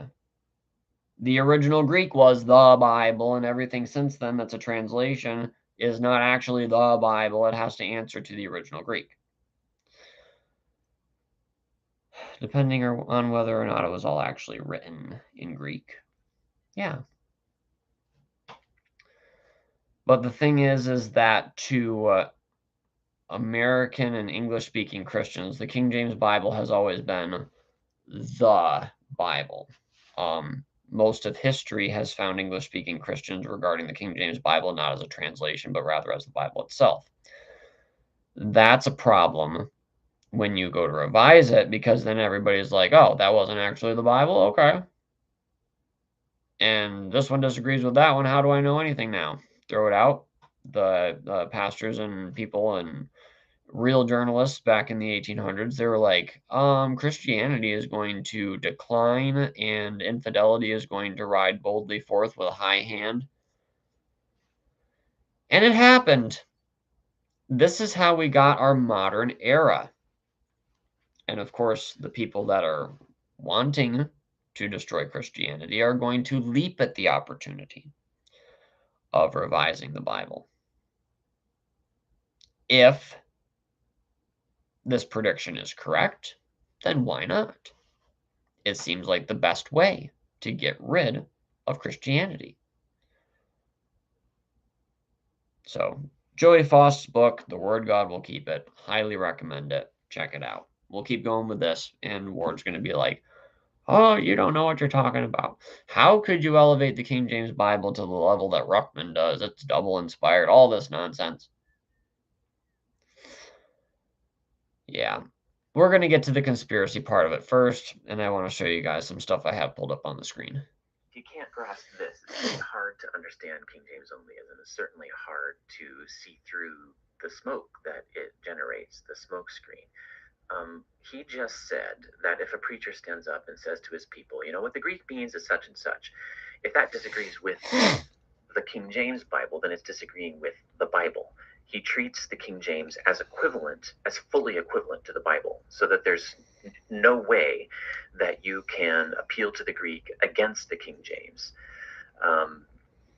That flies in the face of what all heirs of the Reformation have believed and taught for centuries now, and I think it flies in the face of what Orthodox Christians, people with lowercase o, orthodoxy, have believed all down through the centuries. Let's keep going. Okay, I'm gonna stop it there because I got something to say. All down through the centuries now, ever since the original Greek Bible was written, everyone has recognized that everybody except weirdo fundamentalists who are King James only have recognized that this Baker's statement flies in the face of traditional Christian belief that the originals were the only thing that was inspired. Everything after that is a translation. The translation that you have is not actually the Bible. Wrong. Again, read Joey Foss's book. It goes through 400 years of history since the King James Bible and talks about the millions of people, the very famous people. I believe John Glass is very famous, at least among scholarly circles. DeWitt Talmage, of course, is very famous, as well as Michael Faraday, people like this.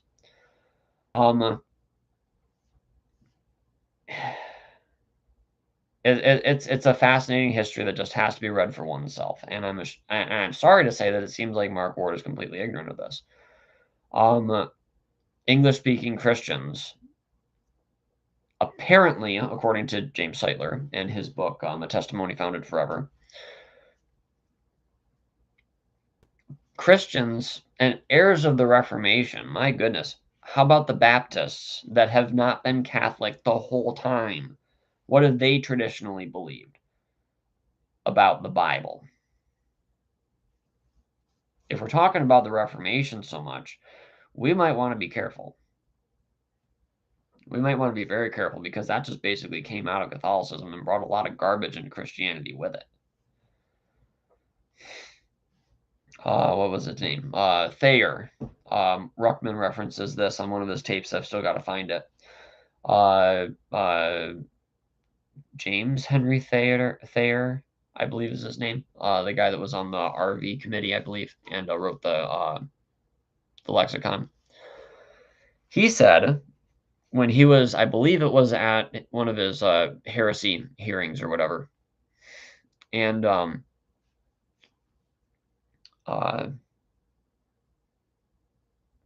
this is going off my memory. The guy is like, "Oh, we aren't weird fundamentalists like that. We don't subscribe to that kooky nonsense that translations are inspired that you're talking about. We're not ignorant." And Thayer was like, "Your belief is not historical because you conservative Christians throughout all of history have believed that your translations are inspired." Like going back, Old Latin, Old French, Gothic, all kinds. This whole idea that only the original were inspired. Joey Foss says that the earliest that he could find that was the writings of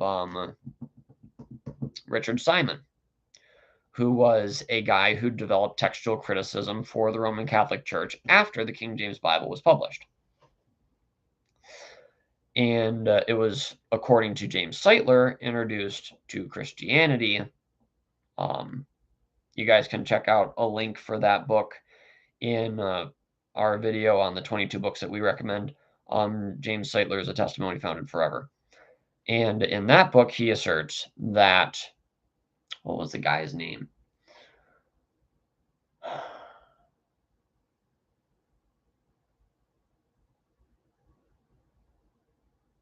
Alexander, was it Alexander?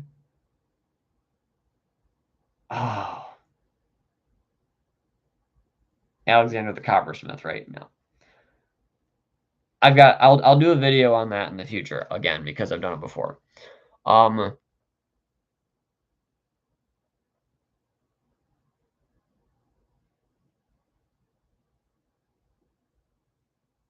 Not Scrivener. I don't remember. I bought that book because you recommended it. Cool. I hope you enjoy it. It's packed, I tell you what. I'm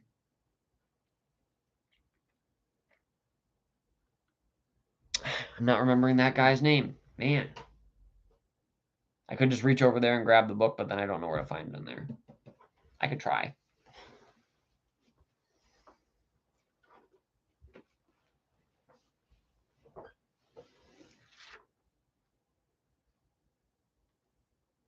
It's like right toward the beginning, too.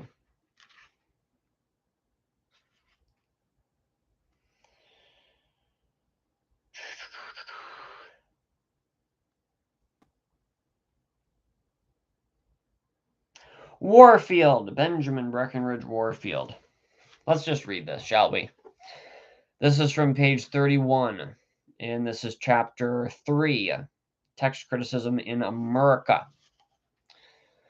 Textual criticism takes root in America. The Bible claims both inspiration and providential preservation for itself. These claims are acknowledged and repeated in the Westminster Confession, which was changed. We'll get into that. Because you'll see the Westminster Confession quoted two different ways. King James Bible believers will quote it to support themselves, and textual critical people will quote it to support themselves. These claims are acknowledged and repeated in the Westminster Confession. It has been stated by Sandine that the Princeton theologians Archibald Alexander Hodge and Benjamin Breckinridge Warfield in 1881, which is the year that the Jack the Ripper's New Testament is based around, were the first to claim inspiration for the original autographs only and to exchange the doctrine of providential preservation for restoration of the text by critics. This shift was accompanied by a change from reliance on internal verification of the scripture by the witness of the Spirit to the structural integrity of the entire Bible and the structural integrity of the entire Bible to reliance on external evidences. So what I gather from that is that Warfield and Hodge were instrumental in introducing the idea that only the originals were inspired to the Westminster Confession in 1881. I would love to be corrected on that because I do not love being wrong. So if you guys know something that I don't know about that, that would be fantastic. Let's keep going with Ward's video.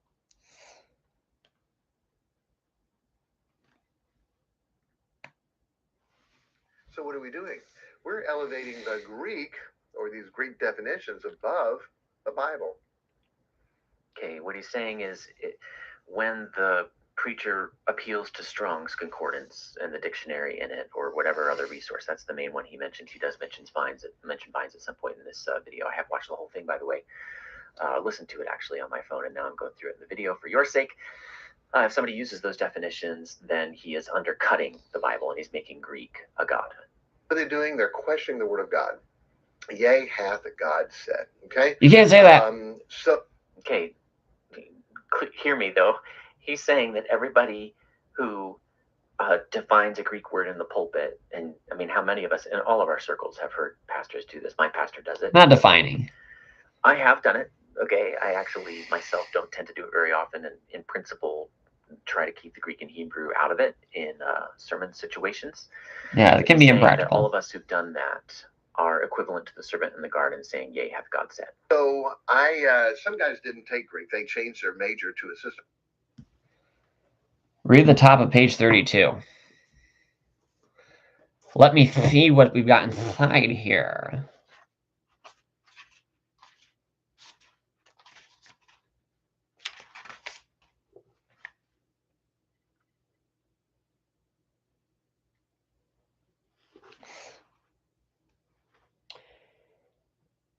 So this is just continuing the same paragraph. Niagara Prophecy Conference.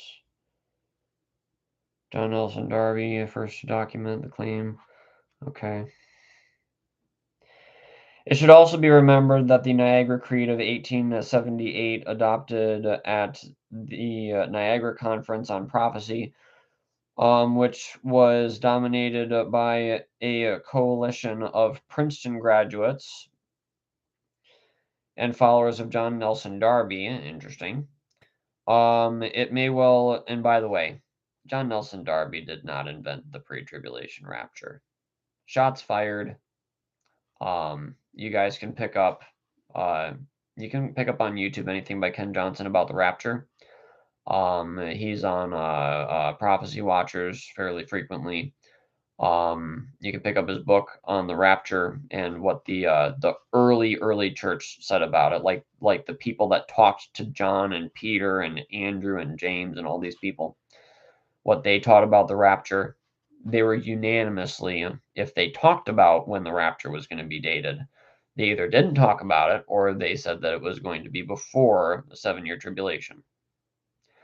It's a pretty interesting read. We haven't gotten into it yet, but we bought it and we're just like, ooh, we're chomping at the bit. At least I am. My wife's like, she doesn't like it as much because she's not that way. But it's a great book. I mean, really, it's going to be a great book. I'm looking forward to it. So far, all of his books have been great. But yeah, John Nelson Darby aside, let me get back into this. Princeton, okay. May well have been the first document to claim inspiration for every word of Scripture, quote, provided such word is found in the original manuscripts someday, end quote. Hodge took a leave of absence from the Princeton faculty from 1825 to 1828 and studied under Tholuck, Neander, and Schleiermacher in Germany. His senior colleague, Archibald Alexander, warned him to avoid German neology, but Alexander himself believed in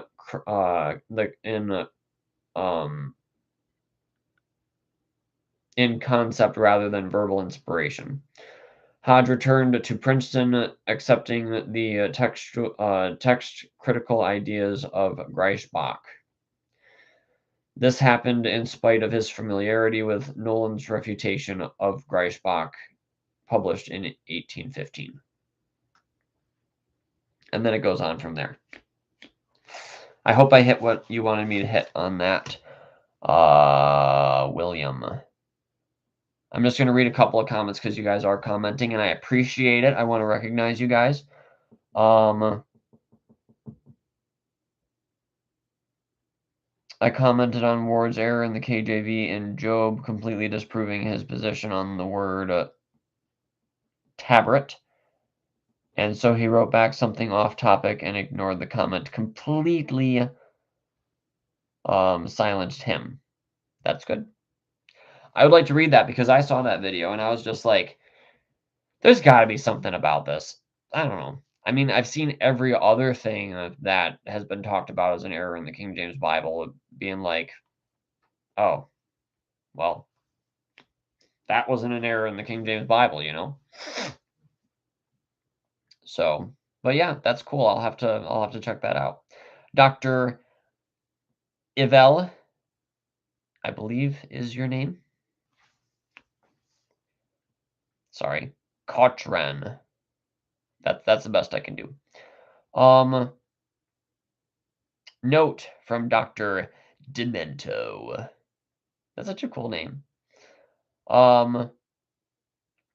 When you see the words original autographs, immediately question the authenticity of the article, since all that has been found are basically copies of the autographs and or copies of copies. I like that. Because even what you're looking at on your screen is a copy of a copy. Okay. I am your ward. Incrediboy. Pastor, so you wouldn't have to take Greek. That was not me. I took all the Greek I could. I took Hebrew. Okay, so I'm not picking on an underdog here. This is somebody who has studied Greek and Hebrew and was really dedicated to it, he says. And then got books to be able to study and learn it. And it was a big deal to me and wanted that. To realize later what was going on was incredible. Here's what happened to me. I'm preaching, had a good service on Sunday. On Monday, a lady called and she said she's a graduate from Tennessee Temple University. She was visiting our services yesterday and wondered if she could come and talk with me. I said, sure. And this is about, she said, do you use a Strong's Concordance? I said, yes, I use it at least every week, if not every day. Okay, great. I'd like to talk to you about that. Okay, sure. So she came by. But by the way, I used to do that too. When I was younger, I wanted to go through the entire Bible and find all of the weird animals in it. And I wanted to draw them on my computer. And I did. I used the basic old paint program that on a Windows Me computer. And I made all these illustrations. I'll have to see if I can dig some of those up at some point. But I wanted to bring in Latin and Greek and Hebrew words and stuff like this and incorporate them into the illustration. And I learned a lot that way about how language, how it kind of works, and how to think, oh, well, this word could have come from, oh, and this because no, that one goes from, oh, wow, that's really cool. It was fascinating. And I'm not saying that I'm a language expert. You can dunk your head into any old apple barrel and you'll see apples floating around. And she had 16 pieces of paper laid out, and the piece of paper had the King James Bible verse, the New American Standard verse, and the Strong's definition for one of the words in there. 16 pages laid out with that. And 16 out of 16 times, the King James translators got it wrong. I mean, it wasn't even close to the Greek. New American Standard, I mean, they nailed it. They nailed it. It was exactly. It was only written after Strong's Concordance, so it's easy to nail. I had heard in Bible college that John R. Rice used to say the New American Standard is closer to the Greek. Dr. House said if John R. Rice was alive today, he would be King James only. He would have learned more about the issue. But in their Southern Baptist seminaries, they were taught this nestle a line. They were taught the critical text. Okay. I don't know how much Mark Ward actually deals with the critical text stuff. He seems to be really good at like translation and languages and stuff like that. By the way, that appears to mean that this brother David Baker attended Hyles-Anderson College. I do not know that for sure. He probably did. Is that if I'm thinking correctly, that part at the beginning of the video where it went that sounded like something that Jack Hyles had said. So it was just a double speed, so it was hard to tell. Want to try to pick on the institution that he came from in particular because I'm not prepared to give the facts on that, but that's just what he said. So when you look at the critical text, true, and this is something that I'm sorry. This is a conspiracy channel, and it's mine, so I get to say whatever I want, as long as YouTube doesn't kick me off. And I want to know more information. If anybody has more information about the truth, about what happened around, Jack Hyles and the school and the possible abuse. And I know Stephen Anderson's wife has some stories about what some professors said to the classes and the one guy that Bill Grady mentions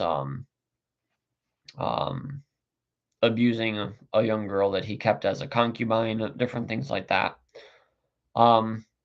And then going to prison for putting so many marks on her body along with his wife. Different things like that. And this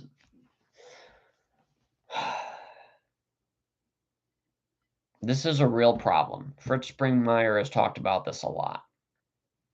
And Gail Riplinger. This is a very, very, very, very ignored part of Gail Riplinger's work. because she says that the New Ages and Gnosticism and stuff like this, their express goal is to infiltrate Christian churches, take them apart from the inside out. So when we find cultic behavior, when we find the people under the temple that are worshiping images of grotesque animals, when we find things like this, how surprised should we be? And when we do find things like that, should we just go, oh, well, glad that guy's gone. Nothing to worry about now. According to Brother Fritz, I gotta talk to him at some point. I've got questions I down, and I gotta text him and be like, hey, what about this? What about this?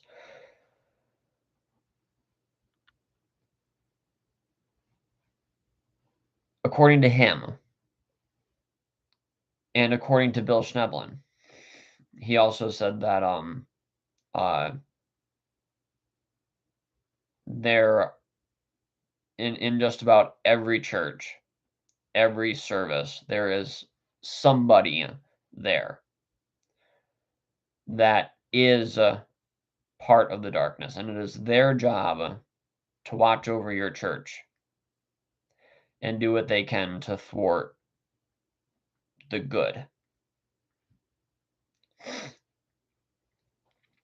So, and Fritz said that probably the safest place is to go to a small congregation and, keep an eye out for when somebody is sent to you. I believe somebody was sent to Brother Joey's church at one point. It was a very, very interesting story. And I'm not sure if Joey made the connection or not, but when I heard it, I was like, oh, I think he was sent there. But that's for another time. Proverbs 22:21, that I might make thee to know the certainty of the words of truth, that thou mightest answer the words of truth to them that send unto thee, that I might make thee know the certainty of the words of truth. Mark Ward has no certainty. Yeah. Yep. And that's a real problem. And calling it a Catholic leftover, you shouldn't be a Catholic, you shouldn't be treating the Bible like it's your paper pope and stuff like this. That phrase even illustrates the history of this argument, because it was the Catholics that were like, oh, that's the paper pope of Protestantism, because they think everything it says is true. Yep. And Dr. Evel, I'm sorry, I'm probably going to pronounce your name 5 or 6 different ways over the course of our acquaintanceship. Good question for sure. When you look at the Bible, then yes, absolutely. New American Standard is closer to that. Then when you look at the definitions in Strong's or in Moulton's or in any Vine's word Greek, you look at the definition they give, wow, New American Standard is closer to that. Now, I argued on Alexandria manuscripts and things like that and held my own with her, and I didn't let her know that bothered me, but it did. She left the office. I'm like, okay, God, I need help. I need help. She showed me that the Greek, she told me that, she showed me that the definitions were exactly New American Standard, but the King James translator didn't translate the word correctly. Which is so sad how people do that. It's just like, I am surprised. What's this guy's name? David. I'm surprised, David. Come on, it's like something like that is going to be like, oh man, I can't believe the King James got it wrong because the Concordance got it right. I don't know. I mean, it's not that sad, I guess, but it's like it's still kind of surprising. And I'm not going to say that I would know any better. I'm sure that I'm sure I'm taken in by a lot of different things. But And I don't want to diss him too bad. I don't want to diss him, really. Let me bring the story up. One of the King James translators delivering a sermon.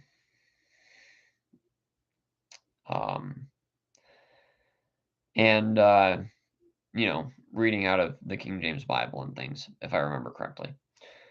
And a bright young man decided that he was going to help the poor man out and tell him exactly what the Bible really says and take exception with this translation. So, if I'm remembering correctly, it's been so long since I've read the story. The guy either invites the translator to his house or something, I forget, but they're having dinner and stuff. And no, I've got this totally backwards. The King James translator was sitting in the congregation, and the pastor was talking and correcting the late translation, the King James. And the translator talks to him afterwards, and he's like, that you shouldn't really diss the translation. It's it's pretty accurate. And as for the what was it, like 2 or 3 reasons or something like this that you gave for why the translation should be something else. He's like, yeah, we knew about those when we made it. And we found 13 more substantial reasons for why we translated it the way we did. It's not crack open a concordance. Oh, wow, I can't believe the King James says that. I'm so glad that James Strong came along and re-inspired the Bible for me. It's not. It should never work that way, please. But anyways. I didn't know what to do, and I called somebody. We were not friends at the time, but I'm going to pause right there and say he, committed the error of the excluded middle. There's another possibility. It's not just that maybe the New American Standard translators got it right and the King James translators got it wrong. Of course, it's also possible, as he's going to go on to argue, that the King James translators got it right and the New American Standard translators got it wrong. It's also possible that they both got it right. Yes. Thank you, Mark. And I appreciate that, because one will, complement the other a lot of the time. Oh, Dr. Evil, don't you delete your comments. I already read it for everyone. Ha ha ha. You have been put to shame. Yeah, that's absolutely true. It ain't so cute and dry. Or no, it ain't so cut and dry, sorry. I'm still trying to read at almost 1 in the morning. So, for those of you who want to try to help our channel and want to have earlier broadcasts like this, longer discussions, I'm starting to break down. We're probably going to get into the conspiracy stuff and just cut it off. If you guys want earlier podcasts, check out the link in the description for our Buy Me a Coffee page. Buy Me a Coffee now has a wish list, which is a fantastic tool. And there is an audio equipment setup that I'm aiming for with a Rode microphone, a dynamic microphone that'll hopefully reject a lot of noise that happens out in the other room during the course of a day. A boom arm. I may end up covering the walls with carpet. I'm not sure how this is going to work out. We'll see. A boom arm, a little basic Elgato mixer, and a windscreen for the microphone. And thanks, William. Have a good night to you too.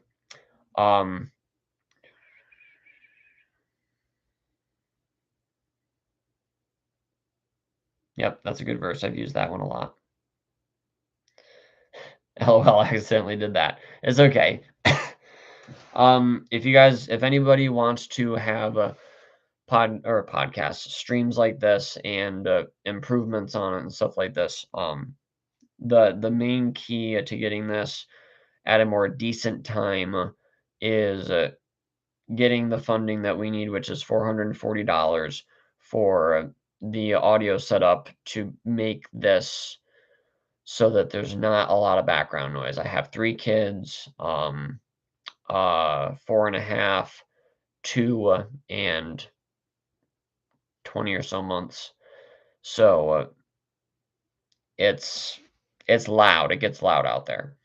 And I'm hoping that if I do some basic sound insulation over on the wall and have a dynamic mic to just pick up this sound right here in front of it, that will be eliminated. And hopefully that'll work out. And then we'll be able to do these kind of things earlier in the evening.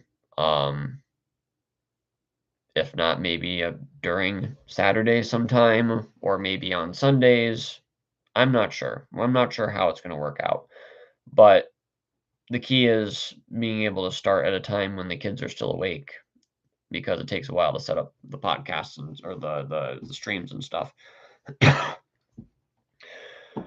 We're trying. So if you want to help support us, the next step that we're trying to do, ascend, is leveling up our audio, because that will help us have more flexibility with this time thing, and maybe be able to stream more often. We will see. The link to that site, yes, the Buy Me a Coffee link is in the description. I think, let me see if it comes up real quick.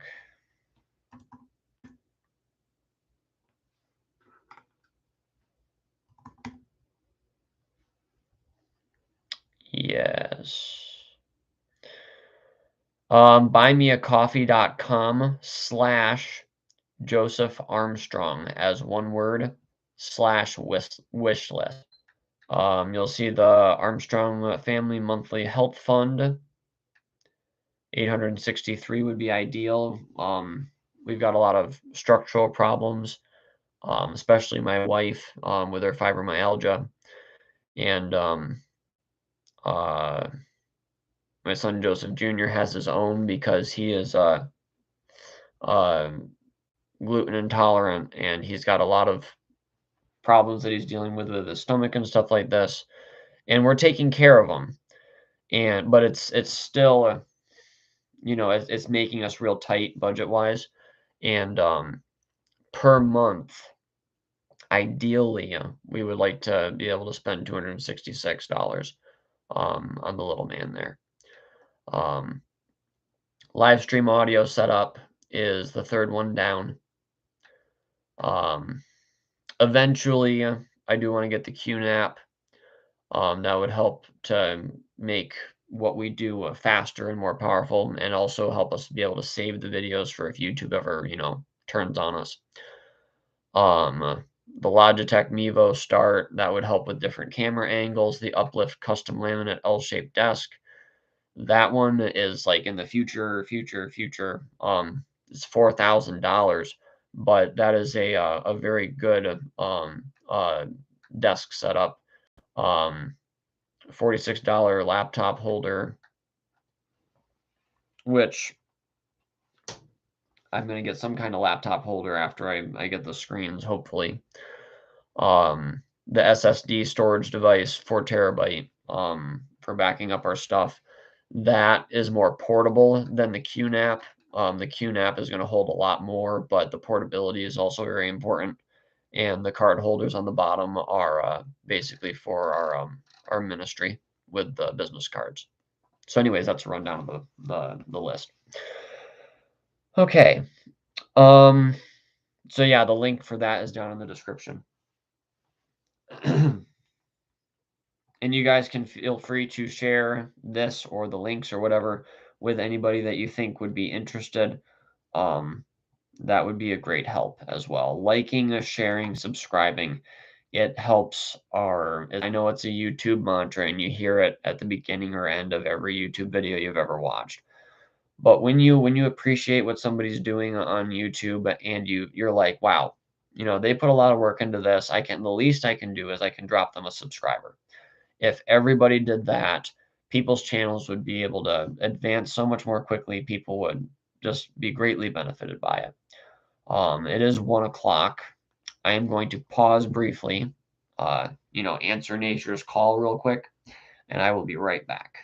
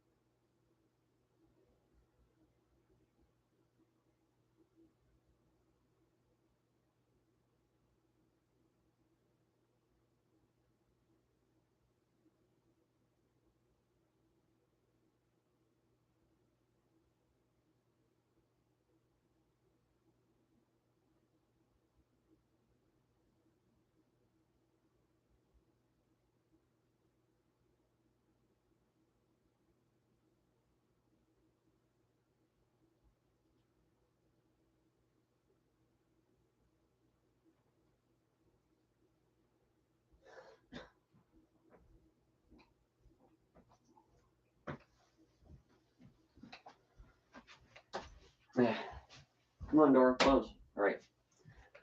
I am back. And looks like we kept half of the people that were watching. Not bad. Let's keep going. And that what we're dealing with here are a couple different categories. Places where English has changed. I'm all over that, and we're going to talk about that in a bit. And therefore, what appears to be a difference is not a difference. Actually, the King James translators were saying in their English precisely the same thing the NAS translator is saying in ours.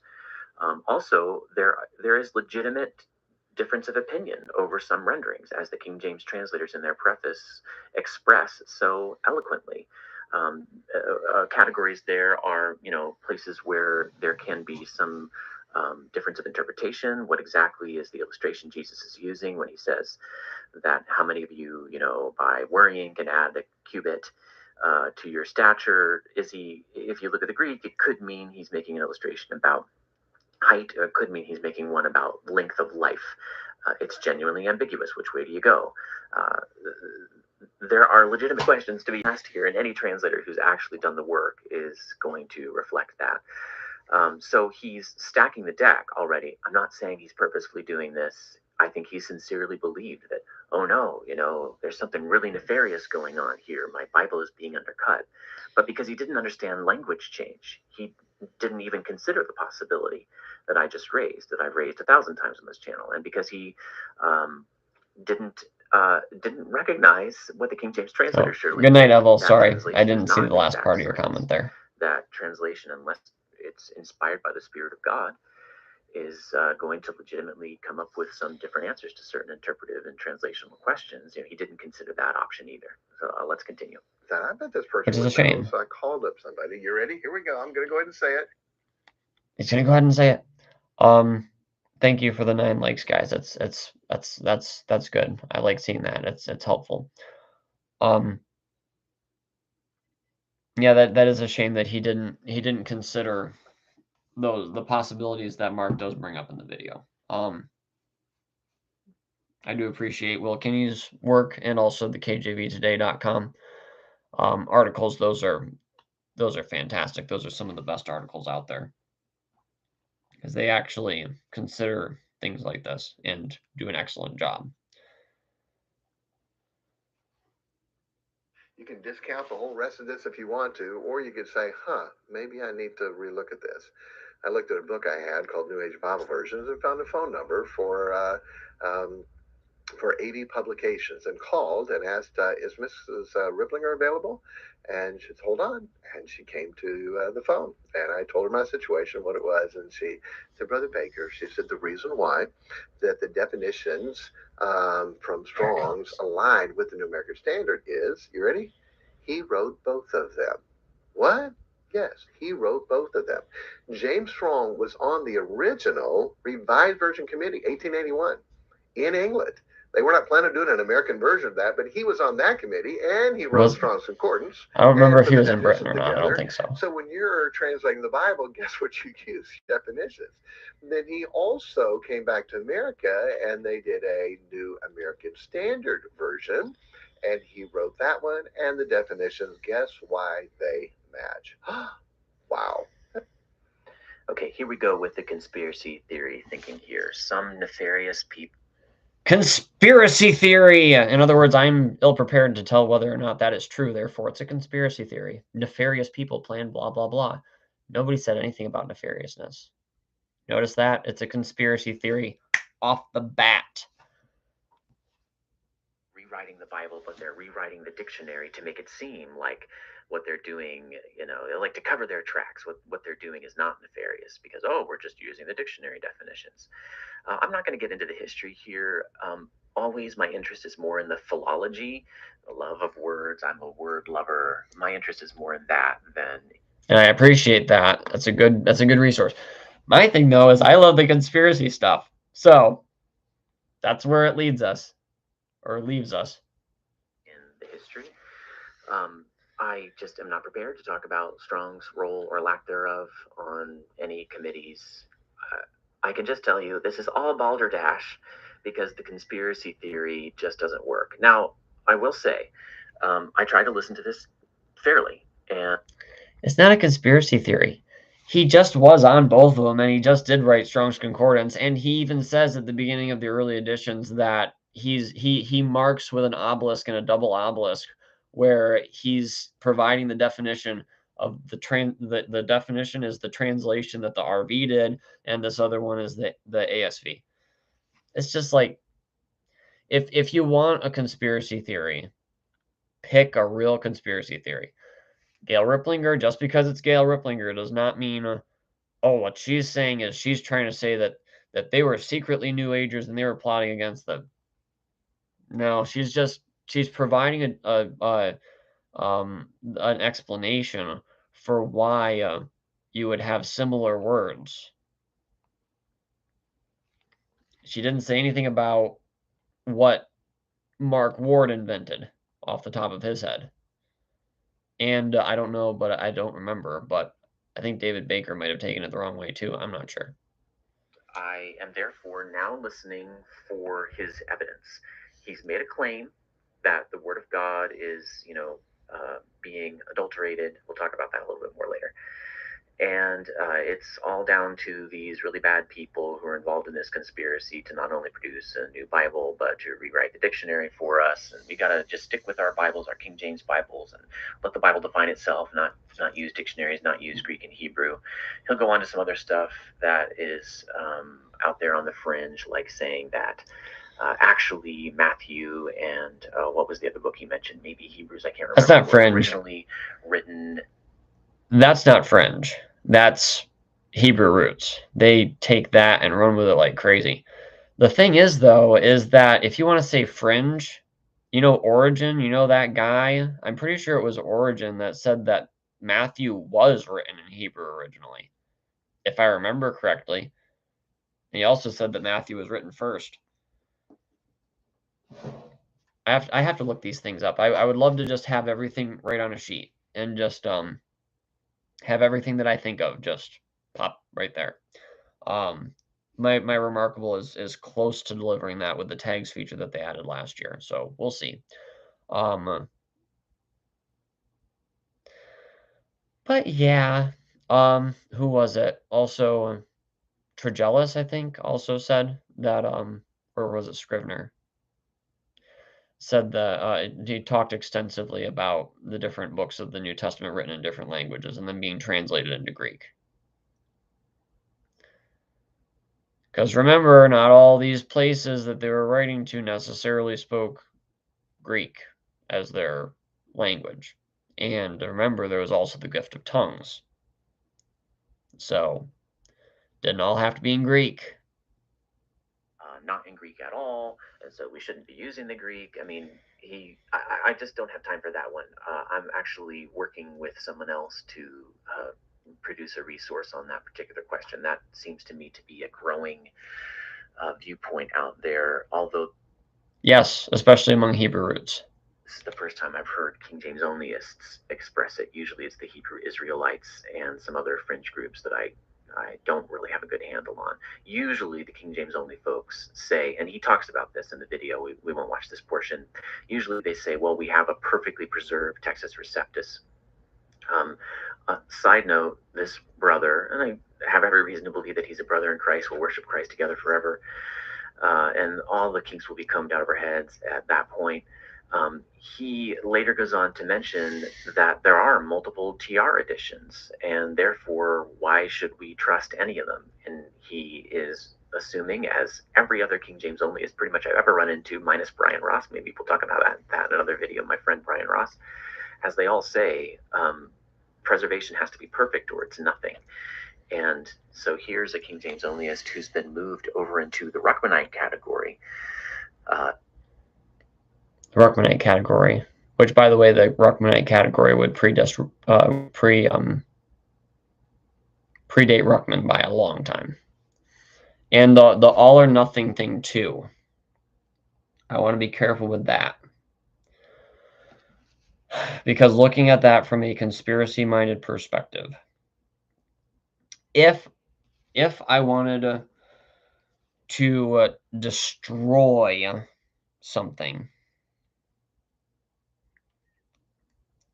a really, not necessarily the best way to destroy a movement, like, say, Mormonism or something.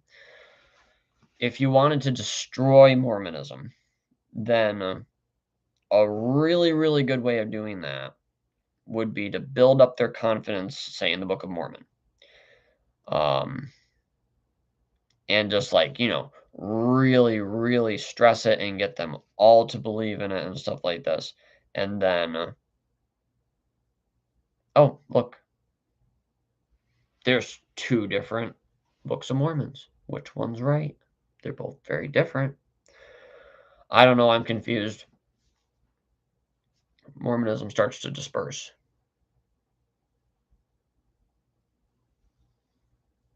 So, thinking about that kind of stuff, it's a possibility, but the thing is that when it comes to White and Ward and stuff, like people like this, if it's a conspiracy theory, it is automatically not worth my time, because it's dealing with things, not things that we can't prove. It's just dealing with things that come from crazy people.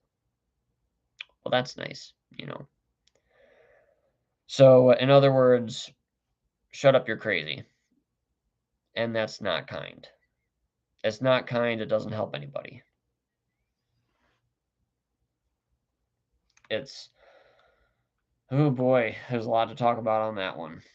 But it's getting later. It's not getting any earlier. We got to keep moving. To see the King James itself as perfect in correcting the Greek, because he's encountered this idea, which is true, that different Textus Receptus editions differ. Again, we won't get into that portion of his video. Back to the main track. So he's raised this claim. What evidence does he give for it? I'm actually going to save one big chunk of the video for the end, and I probably won't show it to you. I'm just going to talk about it because I have some positive things to say. I want to end with something positive, but I want to get to the portion of the video where he finally gets around to giving actual examples. So he said he got 16 pages of examples of the New American Standard Translator. Do you want to make sure the joinery you Add. Okay, so we'll probably stop there for now. So I'm going to turn you guys around real quick and try to show you what I've got pulled up here. This is so counterintuitive. Okay. Make this a little bigger.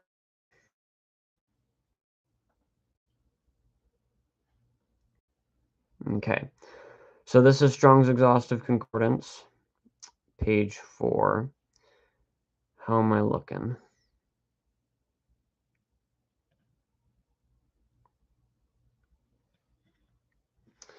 Let me see if I can mount this thing on a tripod so I don't have all the handshake. Sorry. Alrighty then. Stand this puppy up.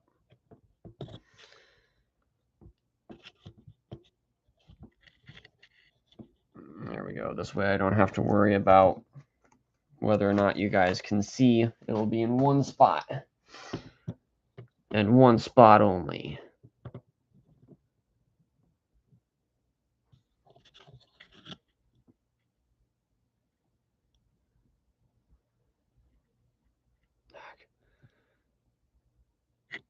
You know, like just counterintuitive stuff.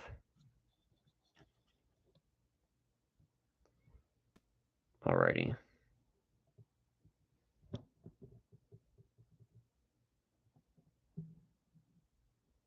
Alright, that's the best I can do. Alright, so this is going to be the front of Strong's Concordance. Looked it up on Google Books. Page 4 here.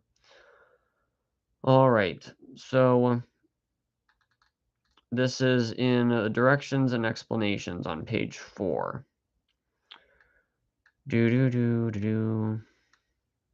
Right on down here is where we want to pay attention. In the use of the reference column applied to the passages, which is key to the connection with the subsequent portions of the work, the following particulars will be sufficient to note here. 1. An asterisk, right there, calls attention to the fact that in the text quoted, the leading word is changed for some other in the revised version. While an obelisk, right there, cross shape, shows that a change has been made by the British revisers only. An asterisk calls attention to the fact that in the text quoted, the leading word, so the text quoted, the verse quoted, the leading word is changed for some other in the revised version. While an obelisk, the cross, shows that a change has been made by the British revisers only, and a double obelisk, right there, looks like a mirrored shamrock or whatever, marks a change by the American revisers only. What the change in each is in each case will be seen by consulting the comparative concordance under the same word. It may be worth. The appended number indicates that the leading word of the passage quoted is there. The translation in the authorized version of the Greek and Hebrew word corresponding numbers in the dictionary given in the latter portions of this work. Upright numerals 1, 2, 3, etc. being used in the Old Testament, that is Hebrew and or Chaldean, and slopping or italic ones, or sloping or italic ones for the New Testament, that is Greek.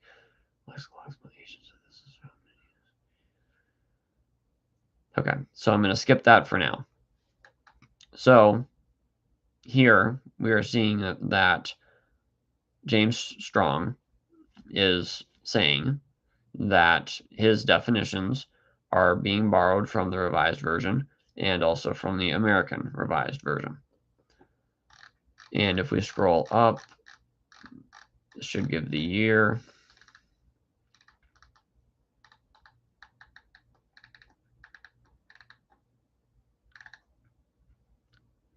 Copyright 1890 by James Strong. I think 1901 is when the American Standard Version actually came out.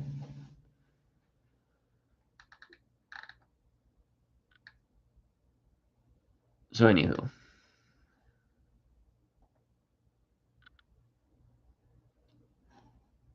double check my framing. Yep, still looks good. Okay. James Strong. This article is about the American creator of Strong's Concordance, For the first president of Carleton College, see James Strong, college president. James Strong, August 14th, 1822 to August 7th, 1894, was an American academic, Bible scholar, lexicographer, Methodist theologian, and professor, best known for his as being the creator of Strong's Concordance.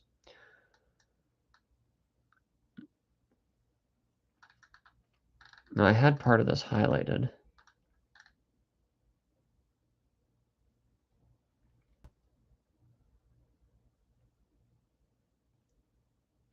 Okay, so the biography.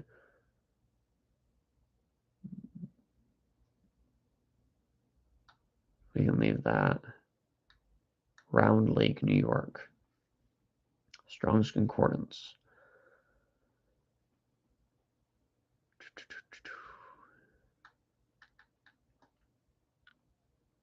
Okay, here we go. Yeah, this is the one. Mr. Strong was invited by Dr. Philip Schaff to join the Old Testament Company of the American Committee on the English Revised Version of the Bible. So that would have been the RSV. So he did work in Britain then. Or, unless I'm not sure if he would have gone over to Britain then, because I know there was also correspondence with the American Revisers, which he would have referred to in the beginning of his concordance there. Not the actual translation once it came out, but the American Revisers that helped the British Revisers make the revised version, as I understand it. Mr. Strong was invited by Dr. Philip Schaff to join the Old Testament Company of the American Committee for the English Revised Version of the Bible, and worked with that company in preparing both the English and the eventual American revision of the Bible. The American revision, or the American version, of which became known as the American Standard Version, 1901. The American Revision Committee began work in 1871 and continued their work until 1901. Notable scholars of the day who worked on these translations with Mr. Strong included F.H.A. Scrivener, who also edited the AV to form the first Cambridge Paragraph Bible, and whose recension of the AV is considered to be the authoritative text. Of course, that's,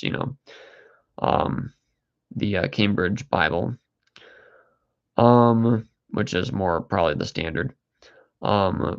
Princeton theologian Charles Hodge, Philip Schaff, F.J.A. Hort, and B.F. Westcott. The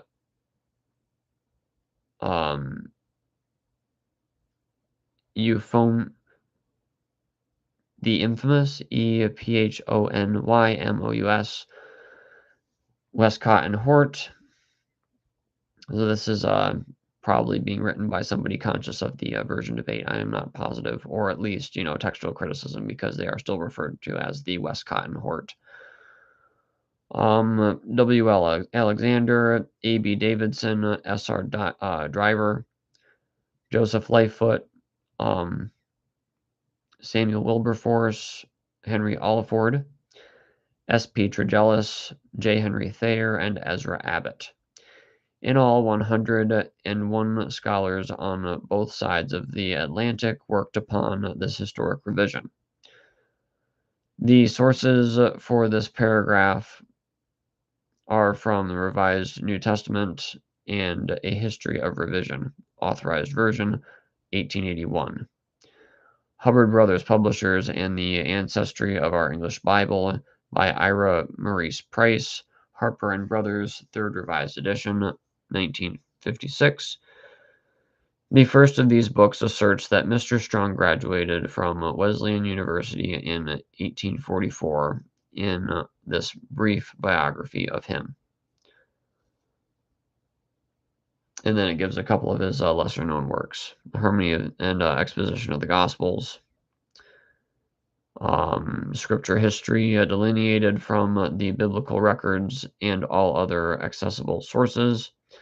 And the Tabernacle of Israel in the Desert.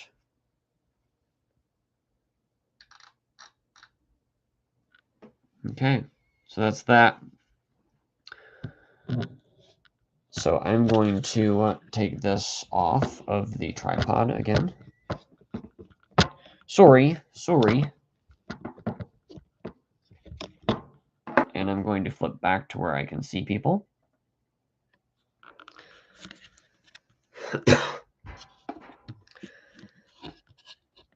Yeah, these late broadcasts are not easy on me either. I appreciate you guys sticking around for this video. I will say in closing that I don't remember any conspiracy asserted by Mrs. Riplinger, just in the fact that James Strong worked on the American Standard Version and the Revised Version and the Concordance. It has an explanation for how they align so well. A bunch of amateur people trying to claim that the King James Bible is correct just because, you know. Hello, Butch Holiday. Thank you for tuning in tonight. I know it's very late, and it's inconsiderate of me to be making a live stream this late, but anybody that wants, you're welcome, Butch. Anybody that wants can watch this after the fact as well on our live stream tab at youtube.com/Bible Version Conspiracy. I will bring this up because that will give significance as to why I even brought this book into the discussion. Suppressed History of America by Scrag and Haze. One must ask oneself, especially one, have you all read The Certainty of the Words by Kyle Stevens? I've read only a part of it. Part about the gap theory is, I think, the only part that I've read so far, maybe the introduction. I have it over there. I just, eventually these will all be read. And that's, of course, going to require time to do that. And at this point, I am not exactly rolling in free time. So this book on the murder of Meriwether Lewis and the mysterious discoveries of the Lewis and Clark expedition. Say that about my book too, LOL. I don't remember what you had a book though. Leave the name and I'll see if I can get myself a copy, because I don't remember owning any books by Butch Holiday. Oh, say that about all my books too. Yep. Eventually they'll all get read. Oh yeah, we have a collection, all right. Eventually. I get what you mean now, sorry.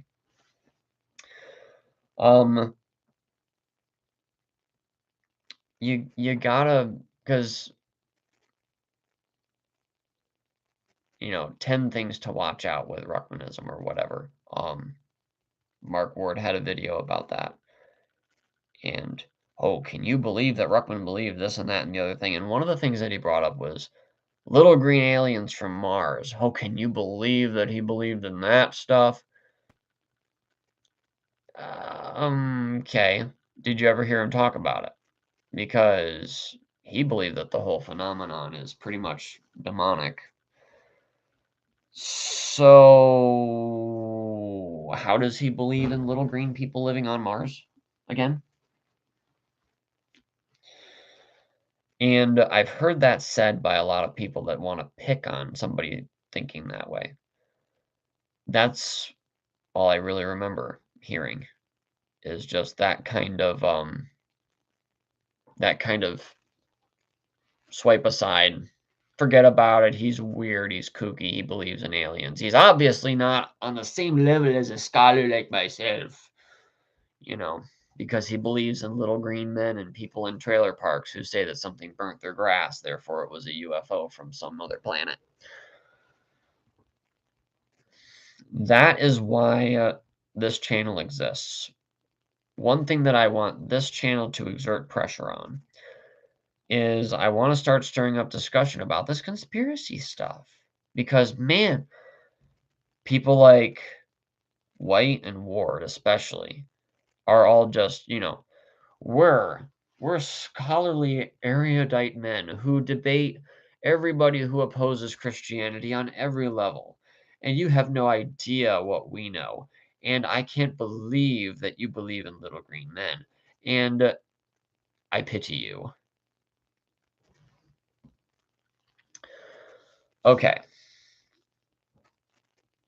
The reason why all the conspiracy stuff needs to start getting talked about in these kind of circles is because if certain conspiracy theories are true, what other conspiracy theories might be true? If there is apparently no conspiracy, there is no Jesuit Counter-Reformation active today, there is no, no Illuminati program or whatever, let's say, to change the Bible in any way, shape, or form. There is no one from, the dark societies or whatever that has infiltrated any kind of church, especially not my church, things like that. It starts getting pretty close to home pretty quick. A big part of even acknowledging the fact that things that are not typical are simply being written off as conspiracy, just addressing that fact could be vital to getting people to talk about, what might be happening below the surface, behind the scenes, stuff like that. The thing is that the term conspiracy theory, which I think was, to my sources anyways, invented to work against people that didn't think that the Kennedy assassination made any sense. Oh, you are a conspiracy theorist, they said. Okay, so in other words, you're a fool. And be quiet, you are now ostracized. In my opinion, things like this, talking about the suppressed history of America, what's going on with these mounds, who were the mound builders, what about giants, what about all of this stuff missing from the Meriwether Lewis diary, or the Lewis and Clark diary? What about, there are what about serious archaeological discoveries of giant skeletons and men that were not supposed to have existed at this point, and just, oh, there's Asians and Celts and all sorts of different people groups in America way back before the Indians? What?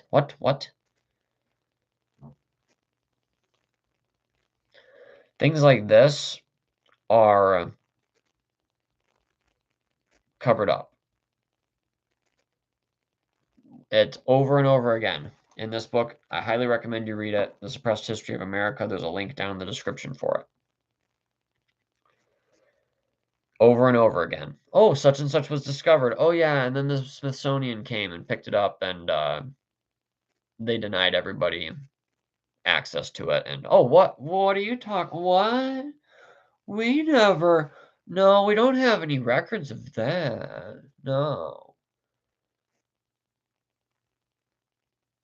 Over and over and over and over and over and over and over again. And I'm going to be told by somebody who's dealing with the eternal word of God, the most controversial book in all of history, and somebody who also does not want to recognize that there is even a group called the Illuminati at all, or even talk about it or discuss it at all, because it just drags down their scholarly appearance,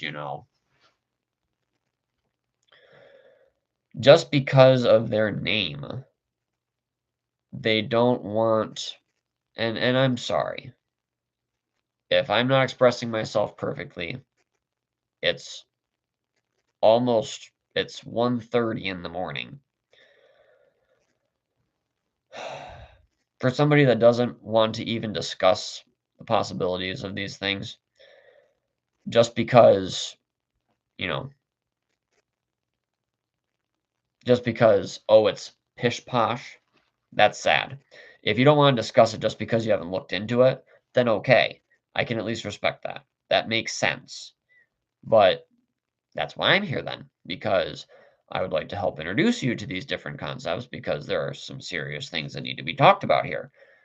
If certain things actually happened, what on earth? How are we going to deal with this? Stuff like that. And there's a lot of people actually dealing with it, and it doesn't get talked about frequently enough. And like the guy from the New Order of Barbarians says, nobody's going to notice these changes that we make to the Bible to make it conform with the one world religion. Nobody's going to notice, and the people that do notice won't be able to matter.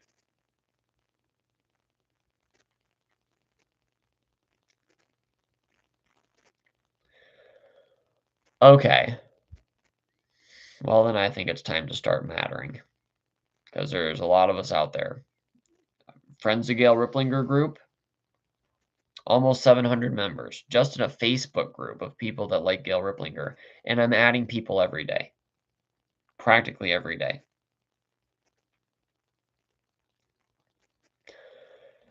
It's time for things like this to start coming to light and start being talked about, because it's a shame when all it is back and forth about you're mistranslating and you're ignorant about blah blah blah and stuff like that. And it's just like, hey, what about this stuff?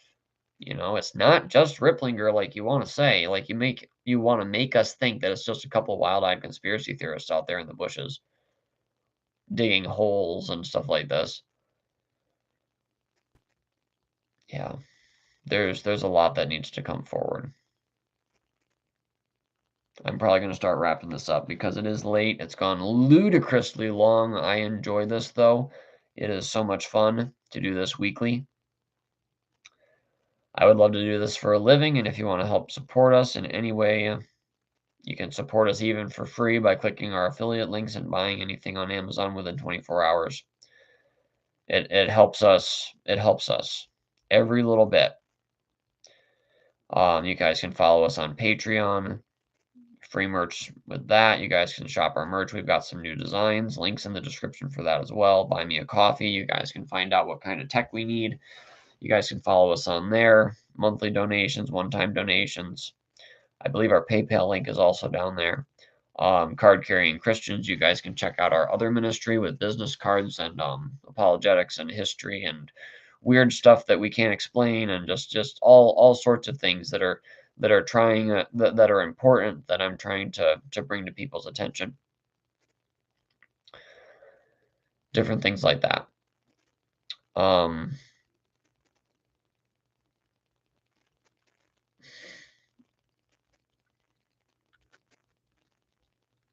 There's a lot that needs to be done.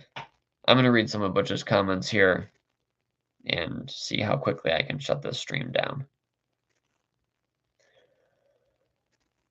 Gail Riplinger's books, Sam Gibbs' books, Grady are pretty much the books I have. Okay. If you check out the video on the 22 books that I recommend, I have 3 of Gail Riplinger's books in there, and I don't recommend either any of Sam Gibbs' books or Bill Grady's books.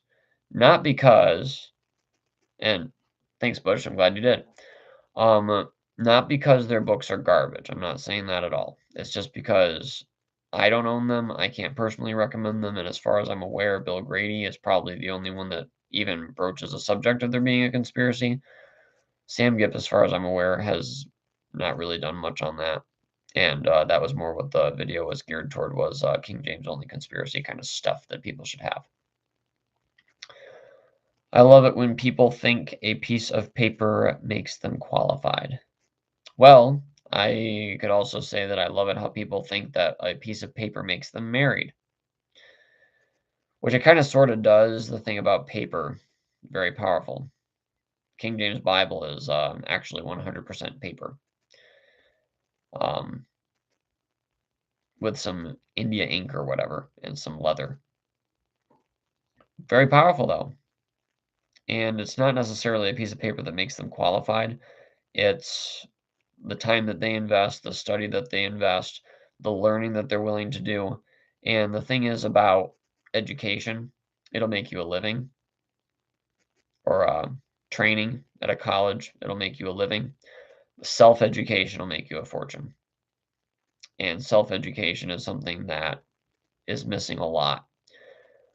And I appreciate the many King James Bible believers that have taken the time to self-educate and to just bring so much to the table. We're standing, to so to speak, on the backs of giants. That's for sure. People like Gail have done so much. Craziness of flat Earth, yeah.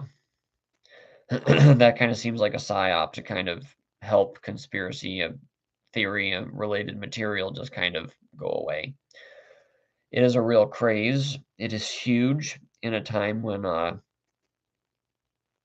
darkness has taken over. Oh, you're just one of those crazy, you probably believe in the flat Earth too. And a lot of the time they do.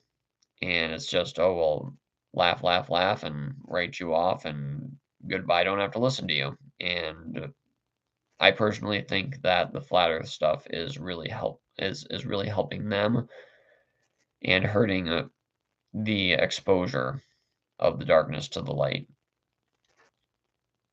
PSYOP. I'd like to know if Gail is writing any more books. I'd like to know that too. And the thing is about the books that she's written, they don't really sell anymore, which is really sad because the people that have gotten them have a copy. Definitely share the link to AV Publications, which is also in the description, with people that you know. We are not affiliated with AV Publications, and we are also not sponsored by them. And I don't know if she's working on more books. I know she's working on Bibles for other languages a lot now. I read most all of Sam's and Bill's books. Good stuff. I've listened to his audiobook for Bill Grady's stuff, and I've read most of his Given My Inspiration. Sam Gipp, I've heard most of his sermons that are at least available online on the King James topic, and some that aren't. And I've read his answer book. I mean, these guys who think they know more than those who the Lord has revealed his word, as opposed to people like James White, etc. Yeah, I think I get you.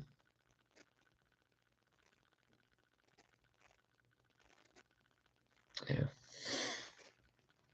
I think that's probably about it then. Wow, 7 people watching to the end.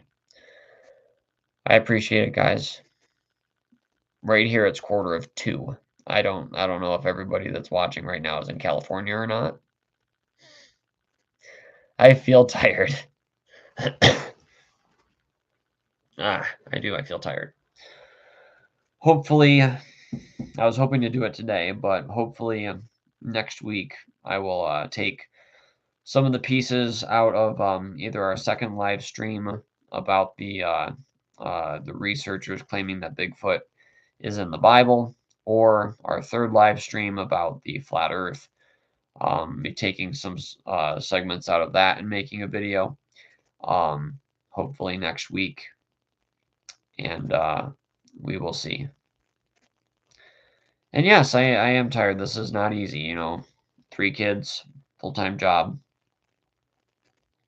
up late almost every night. This office setup that I'm working on right now would not be possible unless I was staying up late like this.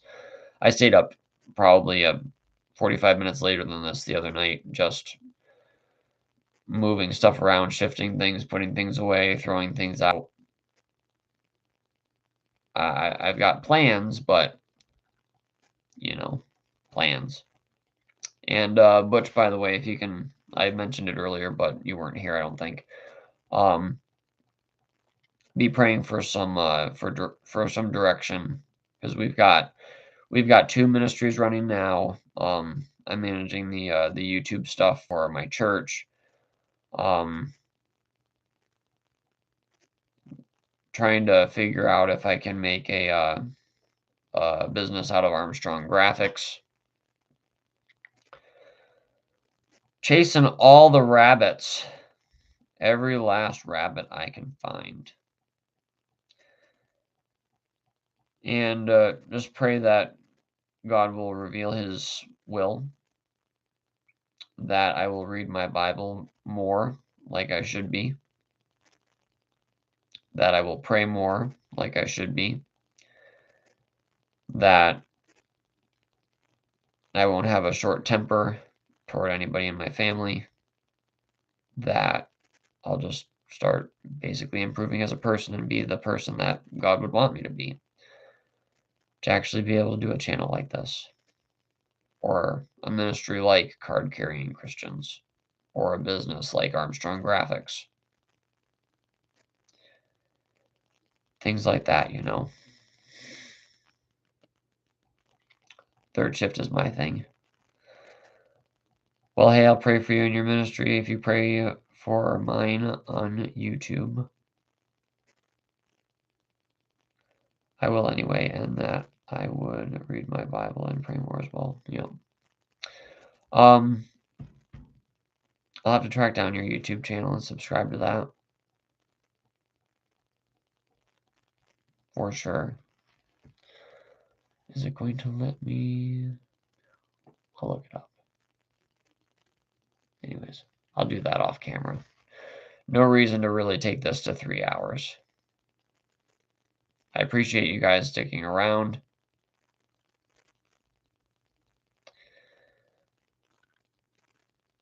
Thought you subbed me a while back. I could almost swear that I did. Maybe I didn't turn on all the notifications, or maybe I got unsubscribed for some reason. Who knows? Who knows? We will see. We both got a long ways to go.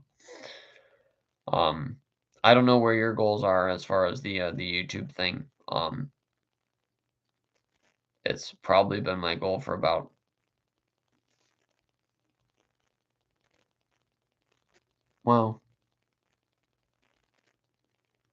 it's been an aspiration of mine for almost 10 years to be full-time on YouTube, talking about this kind of stuff.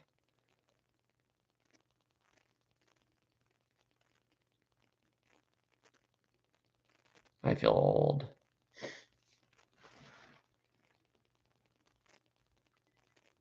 Wow, that's really just sinking in right now.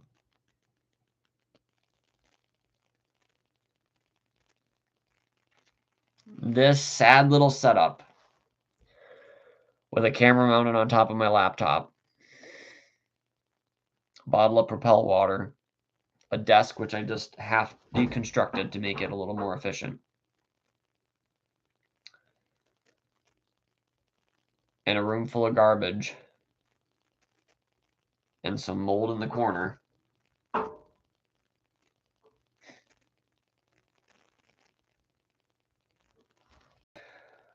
Follow that dream, right?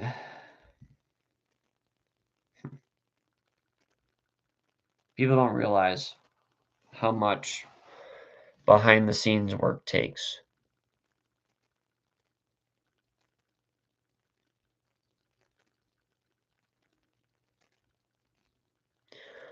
Just another plug. We put a sample of an audiobook that we're making for New Age Bible versions. We put that on YouTube. Gail Riplinger's permission and blessing, of course.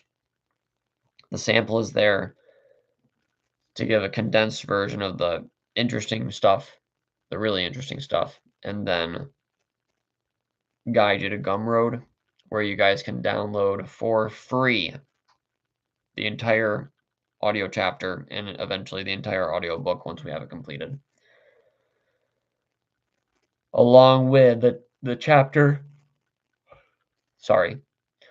along with the chapter PDF. So, for people watching, check out the link in the description of that video. They all have a red frame around the corners. There's only one right now that is actually on Gumroad for the free download. The introduction is the chapter 1, and that is just completely all on YouTube as a big long video. You guys can download that audio for free along with the PDF, or you can name a fair price. Things like that take time. Things like that take work. I wanted to make an audiobook of New Age Bible versions ever since I started consuming audiobooks, which was before I met my wife 7 years ago almost.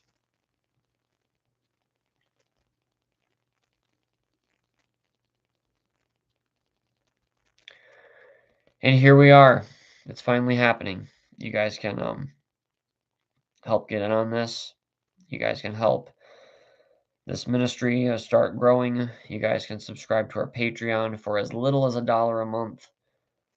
There's free merch associated with the higher dollar amounts, and you guys, it would be a huge encouragement, and it is such a blessing when we get somebody that purchases a hat, a shirt, a mug, a bear, anything from our Spreadshirt shop, which is also linked down in the description. I appreciate everything that you guys have done for us so far. To summarize this video, I would like it if people like Mark Ward and James White and people like this would stop writing off things that they don't know as conspiracy theories, because that kind of sloppy accusation is just burying dialogue and hurting awareness.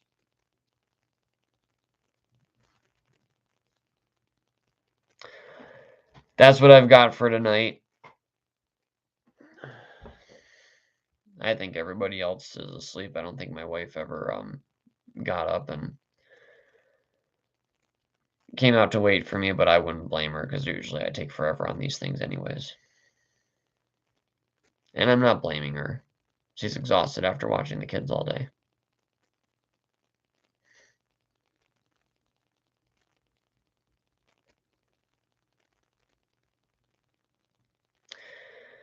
Anyways, we've got real needs.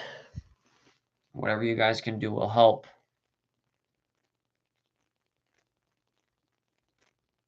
Some really cool merch.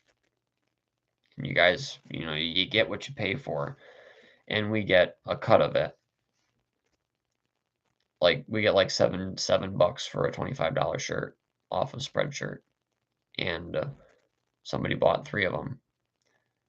And that was huge for us this past Christmas, just having something like that. It was able to help us with I believe it went into supplements or something like that. Anyways, thank you for watching. I appreciate you guys. Six people. I'm not saying that that's a bad thing. That is amazing that 6 people have stayed and listened to this. Going on 3 hours. And I can't belittle that. Even just the fact of you guys being here and consuming this is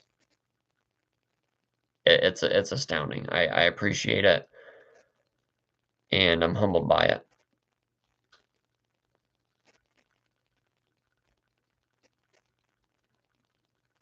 Have a great night, and we'll be back. Same bad time, same bad YouTube next Friday at night. Hopefully earlier, hopefully shorter. We will see. God bless.